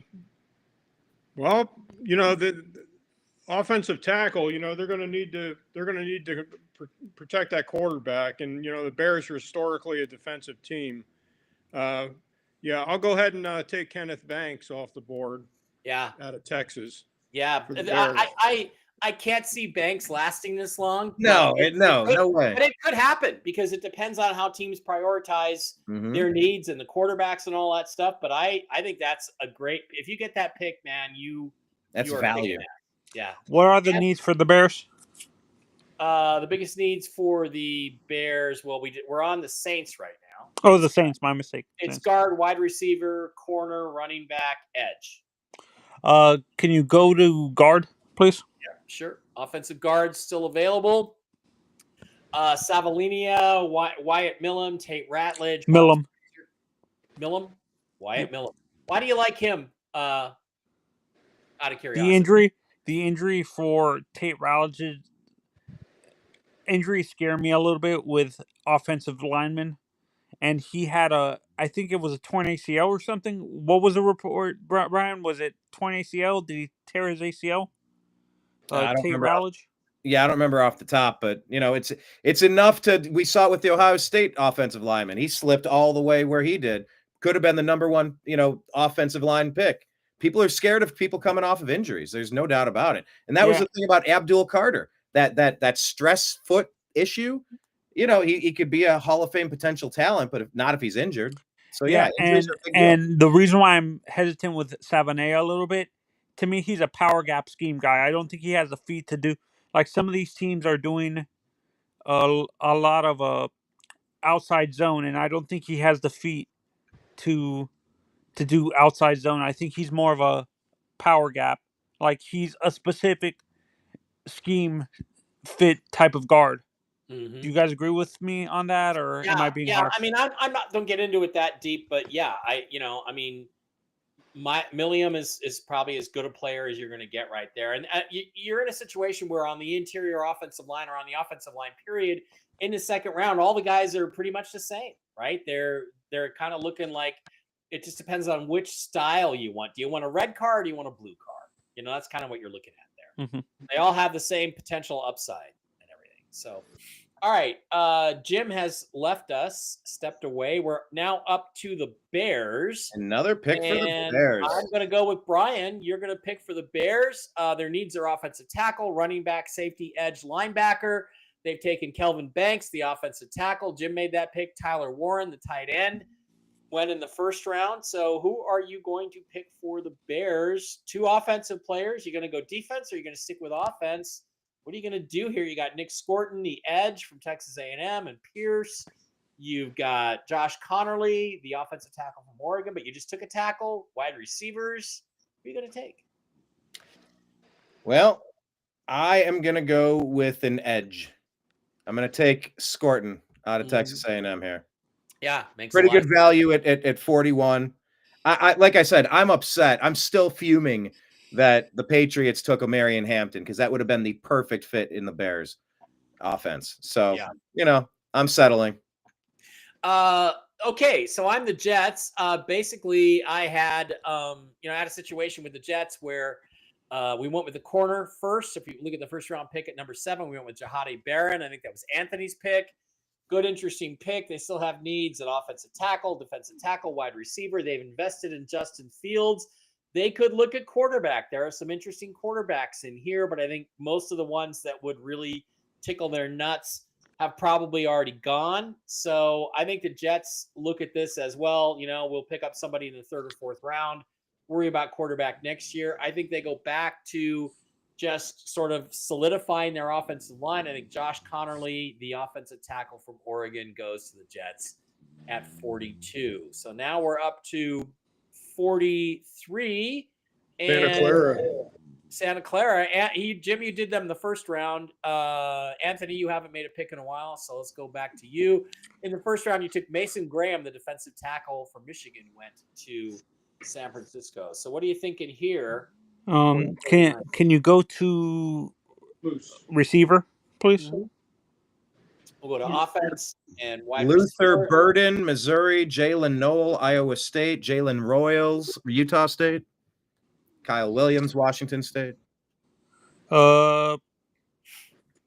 Honestly, I don't care that it's a reach. Savion Williams. Savion Williams, a wide receiver from TCU. What? Yeah, 6'3", 222. All right. Why do you like him in particular? Height, weight, speed. Okay. He's got the tools that you're looking to coach up. Yep. Okay. You can coach up the route running. Size, speed, and length, you can't coach. Do you guys can't agree? level that up no matter what you do. You can do bench, you can get better physical conditioning, but you cannot grow. You cannot get more height. That is for sure. Okay. That makes sense to me. Jim, the Dallas Cowboys are your pick. We went with Matthew Golden, the wide receiver from Texas, with the first-round pick. The needs are listed as running back, edge, offensive guard, corner, wide receiver. Who do you like? There's all kinds. There's 2 good edges right there that are good values. What do you think when you look at it for the 44th pick? Yeah, I go defense for the Cowboys. They're probably James Pierce out of Tennessee. I'm not real aware of Donovan. Pronounce that for me, Mike, would you? Oh, yeah, Azaraku. I'm sorry. What, Jim? Yeah, who came in with that? Anthony Azaraku? Yeah. Yeah. Yeah, just go with Pierce. Pierce is good. They're both 6'5", 250. So, all right, Colts are up. I'm going to take the Colts. Team needs tight end, offensive center, offensive guard, linebacker, quarterback. They took Colston Loveland, the tight end, in the first round. I think you're still looking for an interior offensive lineman. I go through the list. I don't see anybody I really like here. And based on where they're ranked, I guess you just got to go with the best player available. You can always use more pass rushers. You can always use more weapons. I just think that Azaraku, I guess, is the guy I'm going to follow up. The run on edges starts because you may as well take a pass rusher. All right, Falcons are up. We took the pass rusher in the first round, Mike Green, the edge from Marshall.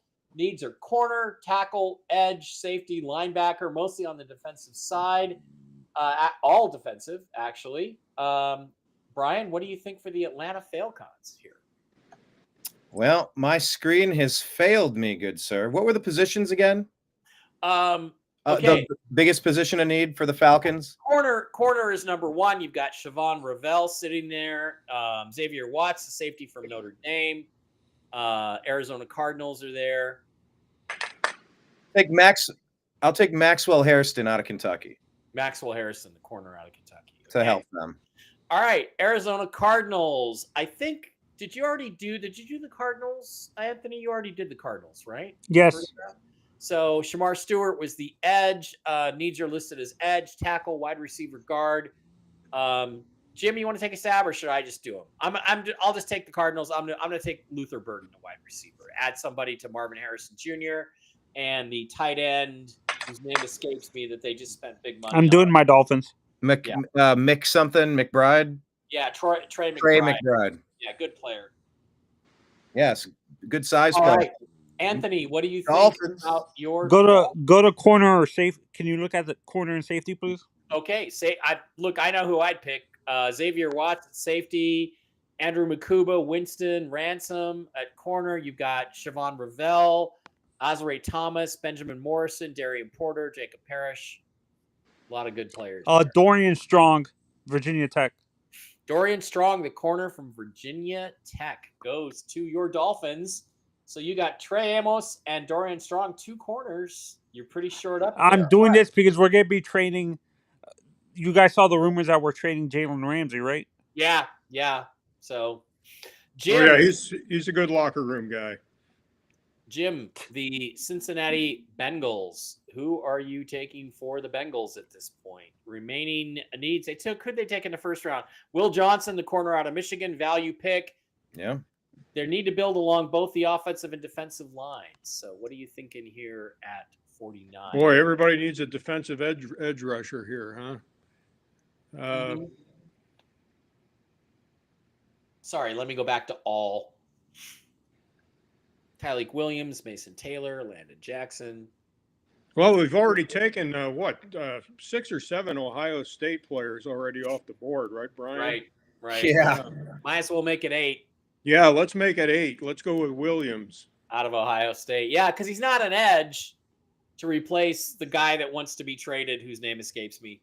But if you scroll down to 55, JT Tuimoloau at the edge from Ohio State as well. He's another badass. How about Jack Sawyer? Oh my gosh, there's a lot of good picks still. Yeah. All right, I'm doing the Seahawks at 50. Jim, you're doing them at 52. I'm just gonna look. I'm gonna take a quarterback to get behind Sam Darnold and build, and I'm just gonna go and take the guy that's left, the guy that I've liked all along for the Seahawks. Quinn Ewers out of Texas. Woo. I think he's big time. I think he plays big in big games. I could not have been more impressed with him against the Seahawks. Do the injuries scare you? The Washington Huskies. The injuries bother me. They don't scare me, but they bother me because he's going to sit for a year or two, and he's also the same style quarterback as Darnold in the sense that he's a basic big white pocket passer. So I actually just heard Steve Sarkisian, his coach, on Sirius NFL Radio on the way over, and he gushed about the guy, and he said all the same things that I agree with, which is that, to me, when I watch a quarterback in college, I'm looking at his head. I'm looking to see if he's making his reads, if he stays cool under pressure, and if he plays big in big games. And you got to say that about Quinn Ewers. Is he a scheme-dependent quarterback at the next level, though? Does he have to play in a certain scheme to be successful? No, he's one of the better deep ball passers in this draft, which is something we've lacked a little bit since Russell Wilson. We're not too serious, Deb. This is football. Damn it. Yeah, I would say Deb is being not serious enough, perhaps. Yeah, Deb, send nudes, Deb, and just knock it off. All right. Who's next? Brian. Did you do the Broncos before, Brian? You did it. I did. Remind me who we took in the first round. Rayon Henderson, the running back. And top needs are running back, wide receiver, linebacker, corner, tight end. I see a guy that I think fits there, but it's your pick, Brian. What are you doing for the Denver Broncos? Oh my God! You know what? Could I do the most ridiculous thing ever? Yes, I'm the guy who's picked like 5 quarterbacks in this draft. So yes, I am so tempted to take Quinshon Judkins and team him up with Travion Henderson in the NFL. I've never seen a college duo of running backs end up on the same team. I can't do it. I can't do that. No. Judkins is a badass. And I have a question. You seen Quinshon and Judkins, these two running backs combo? Are they at the same level as Clinton Portis and Frank Gore with Miami? Man, they're good. They're like, you don't get RB1 or RB2 at The Ohio State University by accident. Like the school of running backs. You can go back to Eddie George. You can go back a little bit further. Don't let Georgia fans hear you say that. Hey, look, I love Georgia running backs. I'm a Nick Chubb fan, but no, I'm as tempted as I am. I feel like both of these running backs would benefit from having an increased workload. Although I think Henderson is perhaps the better 3-down back than Judkins for blocking alone. But I'm going to go ahead and get Jalen Noel, wide receiver, Iowa State. I want to get the Broncos as much help as possible. We got him a running back. We're getting with a running back and a wide receiver in the first 2 picks, and you've helped Bo Nix a lot, and that's who you got to build around. I'll do the Seahawks, actually. Well, I think we're going to let Jim do the Seahawks. No, Jim's going to do the Seahawks. Oh, the thing, Anthony, I'm not sure if you're aware of, these two are Seahawks super fans. Oh, I didn't know that. I thought one of them was a Cowboys fan. Oh, no, they're both making fun of the Cowboys. Jim. Okay, Jim, I see 2 guys who intrigue me on this list, but it's up to you. You got the 52nd pick.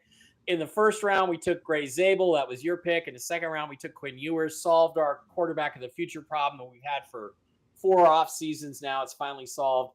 Pick 52 is almost a bonus pick. You also have 2 picks in the third round. What are you doing for our Seattle Seahawks at 52? Well, I like Xavier Watts here, but do we really need a safety? I mean, offensive tackle, wide receiver. We've already got our guard, right? Yep. I have a question for both of you Seahawks fans. Right. Being that you guys like length and height and length in your receiver, in your DB, wouldn't a guy like Kevin Winston be a better fit because of the traits that? But I don't see a tremendous need at either corner or safety right now. Here's the thing. Jim's going to make his own pick here, but if I'm sitting on this pick, I'm like, I can't believe Xavier Watts is here. And I don't need a safety, but he's such a good player and so instinctive that I'm really thinking I like him. I also think we haven't yet added on the offensive side. We've made 2 offensive picks. I'm tempted to go defense, but there's so many good defensive tackles in this draft. I can do that in the 3rd round with 2 defensive linemen. I'm really intrigued by Mason Taylor at LSU. So, God, I don't know what I would do here between those guys, between Taylor and Watts. This would be a tough pick for me. I'd have to just sort of look at my future at corner and safety and see whether to decide. But I think we need a pass catcher. I think we need another guy to take more pressure off Sam Darnold. So that's this to me, it'd be Watts or Taylor here. One or the other. Yeah, let's go Taylor here, Mike.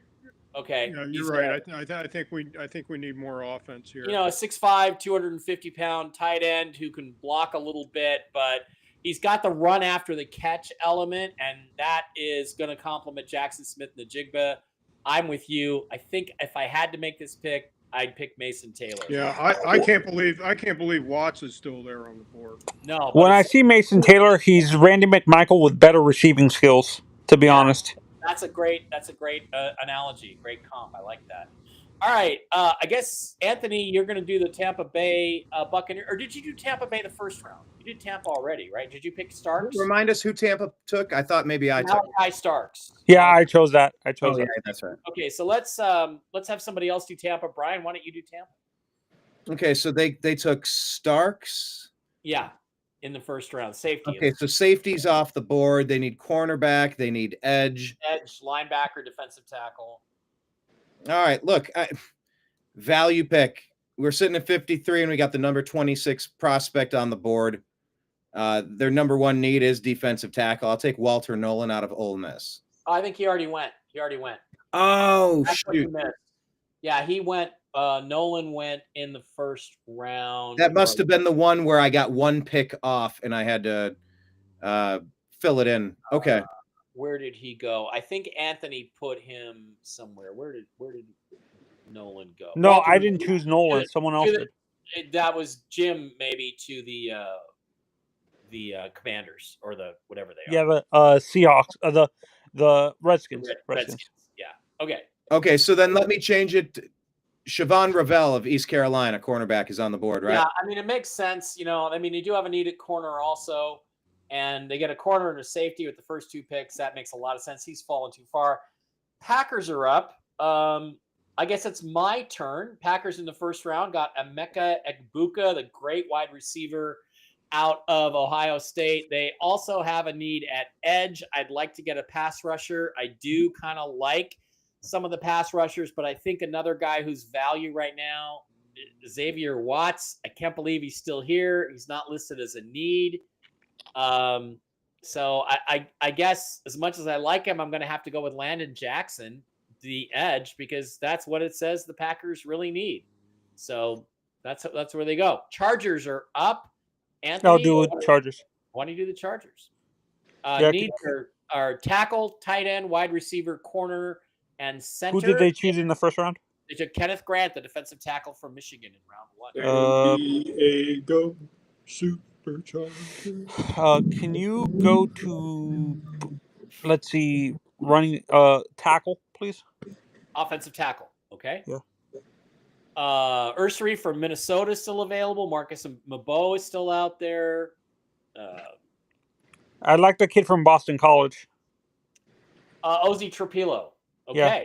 Yeah. Ozzy Trapilo, the offensive tackle from Boston College. And this is interesting because last year they took the guy from Notre Dame high. Now they've gone 2 bookend tackles. That's good stuff. So, all right. Yeah. Did they draft Joe Alt?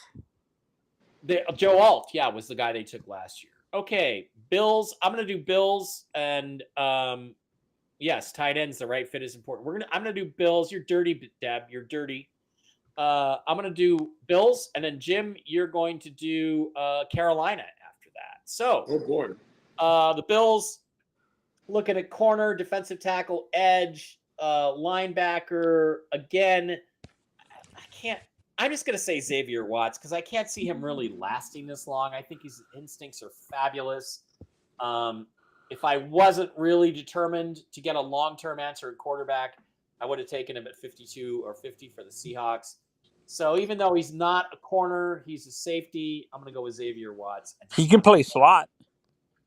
Yeah, I'm going to load him up. I'm going to load up for the Bills. All right, Jim, the Panthers. What do you think? For the Panthers, top needs are listed as corner, center, safety, edge, wide receiver, and we took Teteroya McMillan, the wide receiver, in round 1. What are we doing in round 2? What's left here? Corner. Well, we got Florida State. Pronounce that name for me, Anthony. Azarad Thomas. Azarad Thomas. Yeah, let's go with Azarad Thomas, Florida State. All right. Houston Texans are up. Brian, what do you think about the Houston Texans? Their needs are listed as offensive line. They took an offensive lineman. They need a wide receiver. They need a defensive tackle. What are you doing here if you are the Houston Texans? Well, how about let's take Jonah out of Arizona, offensive guard.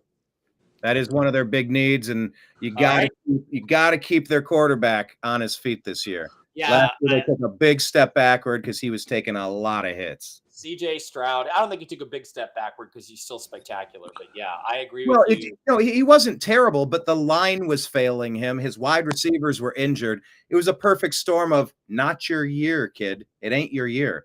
But anchoring that line a little bit will help all of that stabilize because he was getting hit a lot. Yeah. Okay, I'll take the Ravens. They took Jalen Walker, the value linebacker, at 27. Unfortunately, the top need here is still a linebacker.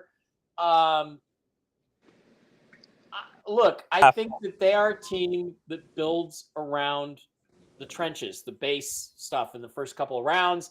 The guy here who catches my eye is Ursary, the offensive tackle from Minnesota. He could play guard in the NFL, or he could play tackle. I think, again, they're going to go with building block type guys, and I'm going to have them taking Ursary from Minnesota in the 59th with the 59th pick. Jim, the Detroit Lions. Is there an offensive coordinator left on the board here? Yeah, no, there isn't. No. But their needs are edge, guard, corner, safety, wide receiver, and they took Jihad Campbell, the linebacker, in the first round, another value pick. Well, it looks like there's another Ohio State player on the board here. Yeah. Wow. JT Tuimoloau. Yeah. Dude, he's good. Yeah. Good edge rusher. Yeah. You like him? Let's go with JT. Oh, that's such a good call because of that big injury to their defense last year. Yeah. Oh, yeah. You can never have too many healthy badasses on your defense. Aiden Hutchinson was best edge guy last year in the NFL before he got hurt, and they would have won a Super Bowl if he hadn't gotten hurt, I think, but we'll see. We'll see what happens. All right.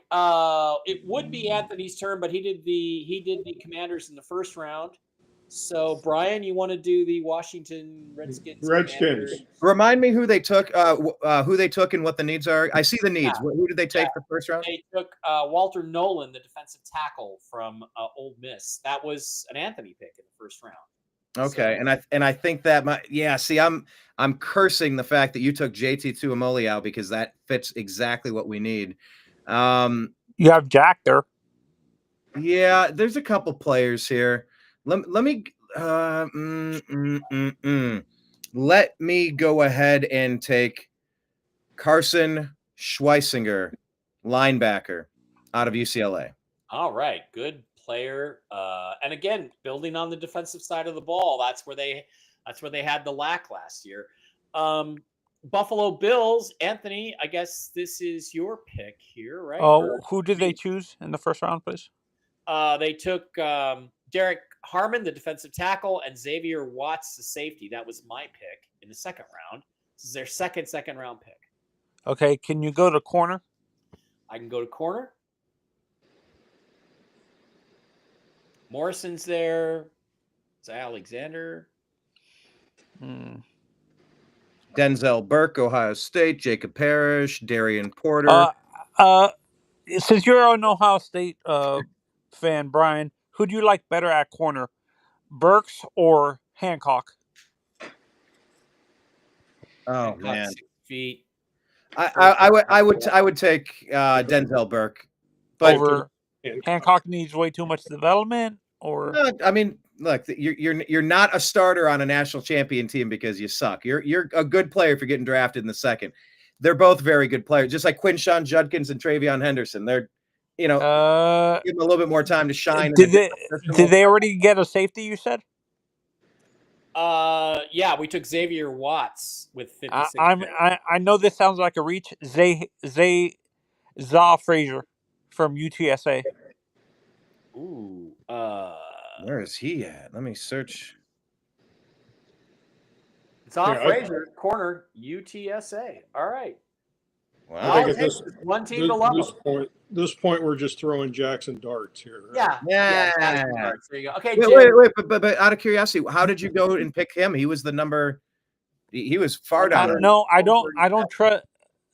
These rankings are off for PFF and stuff like that. So the ranking I'm going off of is ESPN. My ranking in my head is ESPN, and they have them ranked as a pick. They put a corner they think would be drafted in the late second, early third round, and stuff like that. So I'm basing my stuff off of ESPN's rankings and stuff like that. And every single team out of the 32 have a totally different system of how they rate their play. Right. It's not like we're just looking at Mel Kiper going, well, what does he say? Okay, then I'm going to do that, kid. Right. It's you got to trust your football instincts of watching the game. Yeah, you have to decide who you trust. Yeah. In these things. And it's like, you don't know. I like a guy named Rob Staden who has Seahawks Draft Blog. I think he's a good evaluator. He's always finding guys that are good. I also like Tony Pauline, who's over at Sportskeeda. They have an identical simulator to this, but his ratings are completely different than these. So, it's the best thing to do is go to the mock draft aggregators and the big board aggregators. You just do some searches. What happened? It's crazy. I didn't hear anything you guys said. Sorry. Okay, well, we were just talking about how do you pick? How do you decide who you trust? So that's where we're at. All right, Jim Mitchell, the Kansas City Chiefs are on the clock. This is your last pick. They took Josh Simmons, the Ohio State offensive tackle, the developmental project. It says guard, which Simmons could fit, defensive tackle, edge, offensive tackle, safety are all possibilities for the Kansas City Chiefs. Who are you taking out of the guys that are left? Well, so doesn't appear they need any type of running backs or anything like that. Otherwise, I'd take that other Ohio State player. But oh man, I couldn't imagine a universe where Quinshawn gets to the third round, but I'll take him in the third round if we ever did a third round. We won't today, but in real life, hell yeah, I'd love Quinshawn in the third round because we need a running back. Yeah. Wow. The Chiefs, you're a Super Bowl team. You're a dynastic team. You took Do they need a receiver? Jalen Royals is sitting out there. Jalen Royals. Kyle Williams, Jack Beck, or Besh. Jack Besh, TCU. Tez Johnson, let's Oregon. Let's go Royals wide receiver. I think probably Kels is on his last year here. Yeah. So, but if that's the case, let me tell you about Harold Fannin Jr. out of Bowling Green, where I graduated from. Don't they have? I thought they have a backup tight end that the team likes that they feel is going to be the replacement. Like their step-in is already set there at number 2. Yeah. You went to Bowling Green, Brian? I did. Yes, I did. Wow. I guess you've been to the Corvette Museum, huh? Oh, you mean Bowling Green, Kentucky? No, Bowling Green, Ohio. Bowling Green, Ohio. Bowling Green, Ohio. I didn't know there was State University, where Urban Meyer got his head coaching start. Oh, no. Oh, you know who Bowling Green's head coach is for the football team now? No. Urban? Former Buckeye. Jim Tressel. Nope, Heisman winner. Eddie George is the head coach. of the Bowling Green Falcon football team now. Eddie George. Eddie Wow. George. Awesome. Houston Oilers, huh? Houston Oilers. All right, guys. Eagles. The needs for the Eagles were edge, guard, corner, offensive tackle, defensive tackle. We went edge with Mikael Williams in the first round at 32. I'm going to come back and go offense. Offensive line and defensive line are what the Eagles are built on. They reinforce that. Judkins is very tempting here because I want to back up Saquon. Man. I have some insurance if he gets hurt. Yeah. Saquon was last year. I'm not going to do that because I've got several picks. I think the Eagles have 2 or 3 picks in the third round and 2 or 3 picks in the fourth round. They're loaded. I can pick up our running back a little bit later. So I'm going to go with Tate Ratledge, the offensive guard / center from Georgia. Pedigree school, pedigree player, a guy I would love to see on the Seahawks, even if they got Gray Zabel in the first round. So Tate Ratledge is the final pick in the draft. They'd go offensive line and defensive line. Pretty spectacular stuff. There are our full results, and I'm going to do a screen cap. Yeah, we got Apple Shift 3. And then around. that's the first round. We got to do second round. We just did the second round, yes. So. Oh, I mean, at the screenshot. Are you able to get the second round on the screen? I will do the second round, but I got to post this one first. And I'm going to at you. Do we have a Strictly Football X account? Yes, we're at TNAM Football. TNAM Football. Strictly Football. Is there a guy? Is there guys you guys like that nobody's talking about, like at any position, that you think should be ranked a little bit higher? I think the Nebraska tackle that I think I mocked to the Raiders in the second round. I think he goes way higher than people are thinking. People have him rated as like Wisconsin. You mean? Yeah, Ty. What's his name? Where did I have him? Ty Robinson. Yeah, he's a game wrecker. The guy's a game wrecker, like Braden Fisk was last year for Florida State, and I really do think that he goes a lot earlier than people think. And they're going to be like, him? Why are you taking him? So, if there's a universe where Quinshawn Judkins is on the board in the third round, that's a huge win for somebody right there. Which quarterbacks did we not get to? My screen reset, so I'm just trying to go off memory. Kyle, we never drafted Kyle McCord, did we, out of Syracuse? No. Former Buckeye quarterback. Yeah, just like Joe Burrow. Kyle McCord's a good player. He is, and he was not good enough to do it for the Buckeyes. We had to get rid of him. Wow. Like the dad last year, after bowing out. Everything with you is the Buckeyes, bro. Well, what I was saying about Kyle McCord last year, he wasn't able to get the big win when they needed it, so they brought in Will Howard, and the dad for Quinn what the hell's his name? I just said it, from Syracuse. The other guy, Kyle McCord. Good Lord. Kyle McCord. Too many player names bouncing around in my skull. Kyle McCord's dad said, I want a commitment that my boy is going to be the starter. And coach is like, nope, we're not doing that. He's like, okay, I'm out, because he could read the writing on the wall. And it was Ryan Day's last chance probably to get this right. And he got a nice contract extension from it for winning the championship. But people were calling for his job after losing to Michigan several years in a row. I mean, not anymore, bro. Not anymore. Now he got paid. So yeah, I think Quinshawn. Thanks for having me on, guys. Yeah, thanks for joining, Anthony. You're welcome, Anthony. And you know what's going to be really interesting? Wouldn't it be hilarious if the draft came out really close to what we ended up doing today? That would be absolutely hilarious. Yeah, and people forget the draft is a crapshoot. You don't. Yeah. The perfect example. There's a few Hall of Famers that were drafted in the 17th round when they used to have 17 rounds in the NFL draft. Half of the Hall of Famers weren't top draft picks. Yeah, but it was an inexact science back then. They really didn't know what they were doing. They're much better at evaluating. But you understand what I'm saying. But yeah. I mean, there are Hall of Famers taken, that were the 328th player taken. It wouldn't even be drafted today, and there's Hall of Famers. So they missed a lot. I missed a lot of guys back in those days. Have a good day, guys. All right, thank you. Thanks for joining. Brian, I got to go. Thank you to everybody. Yeah, thank you for a great, fun exercise. It'd be funny to see how close we are tomorrow. We will be. I just tweeted them out to Strictly Football. Yes. Round 1 and round 2, so that way we can keep track of how we do. You're gonna print a copy and bring it to the bar, Mike? That's a great idea, Jim. It's a great drinking game. You do a shot every time you make one, or every time you miss one. Do you take a shot? I'll be join us tomorrow, Brian. I'll send you a Greyhound ticket. I'll think about it. I will strongly think about it.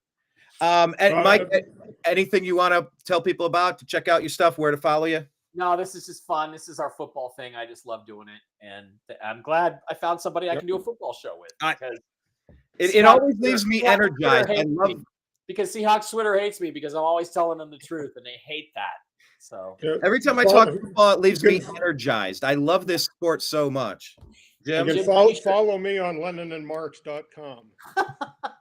LennonandMarks.com. Heck yeah. All right. Well, I will take that at TNAM Football on X, and I'll also share it at the Unhappy Hour _ on X for the sports show. And of course, just find the New American Media in all of the places, along with the Unhappy Hour and Strictly Football. All right. So I'm going to sign out here. Gentlemen, enjoy draft day, and let's tweet during the draft. Tag us, and we'll tag you and have some fun. We will do that. That sounds good. And I'll be drinking beer with Jim. We'll be drinking Dos Equis. The skirt says we're on for tomorrow night, Mike. Oh, the skirt. All right. Yeah. So 5 o'clock-ish, we're meeting at the bar. Dave and I'll be there a little bit early. At least I will. I'm not. Well, yeah, a little bit early because draft night. I mean, it's going to be SRO. You know what I'm saying? Yeah, definitely. All right. All right. To be continued. 4:45 tomorrow. We will be there. All right. Brian. Thanks, guys.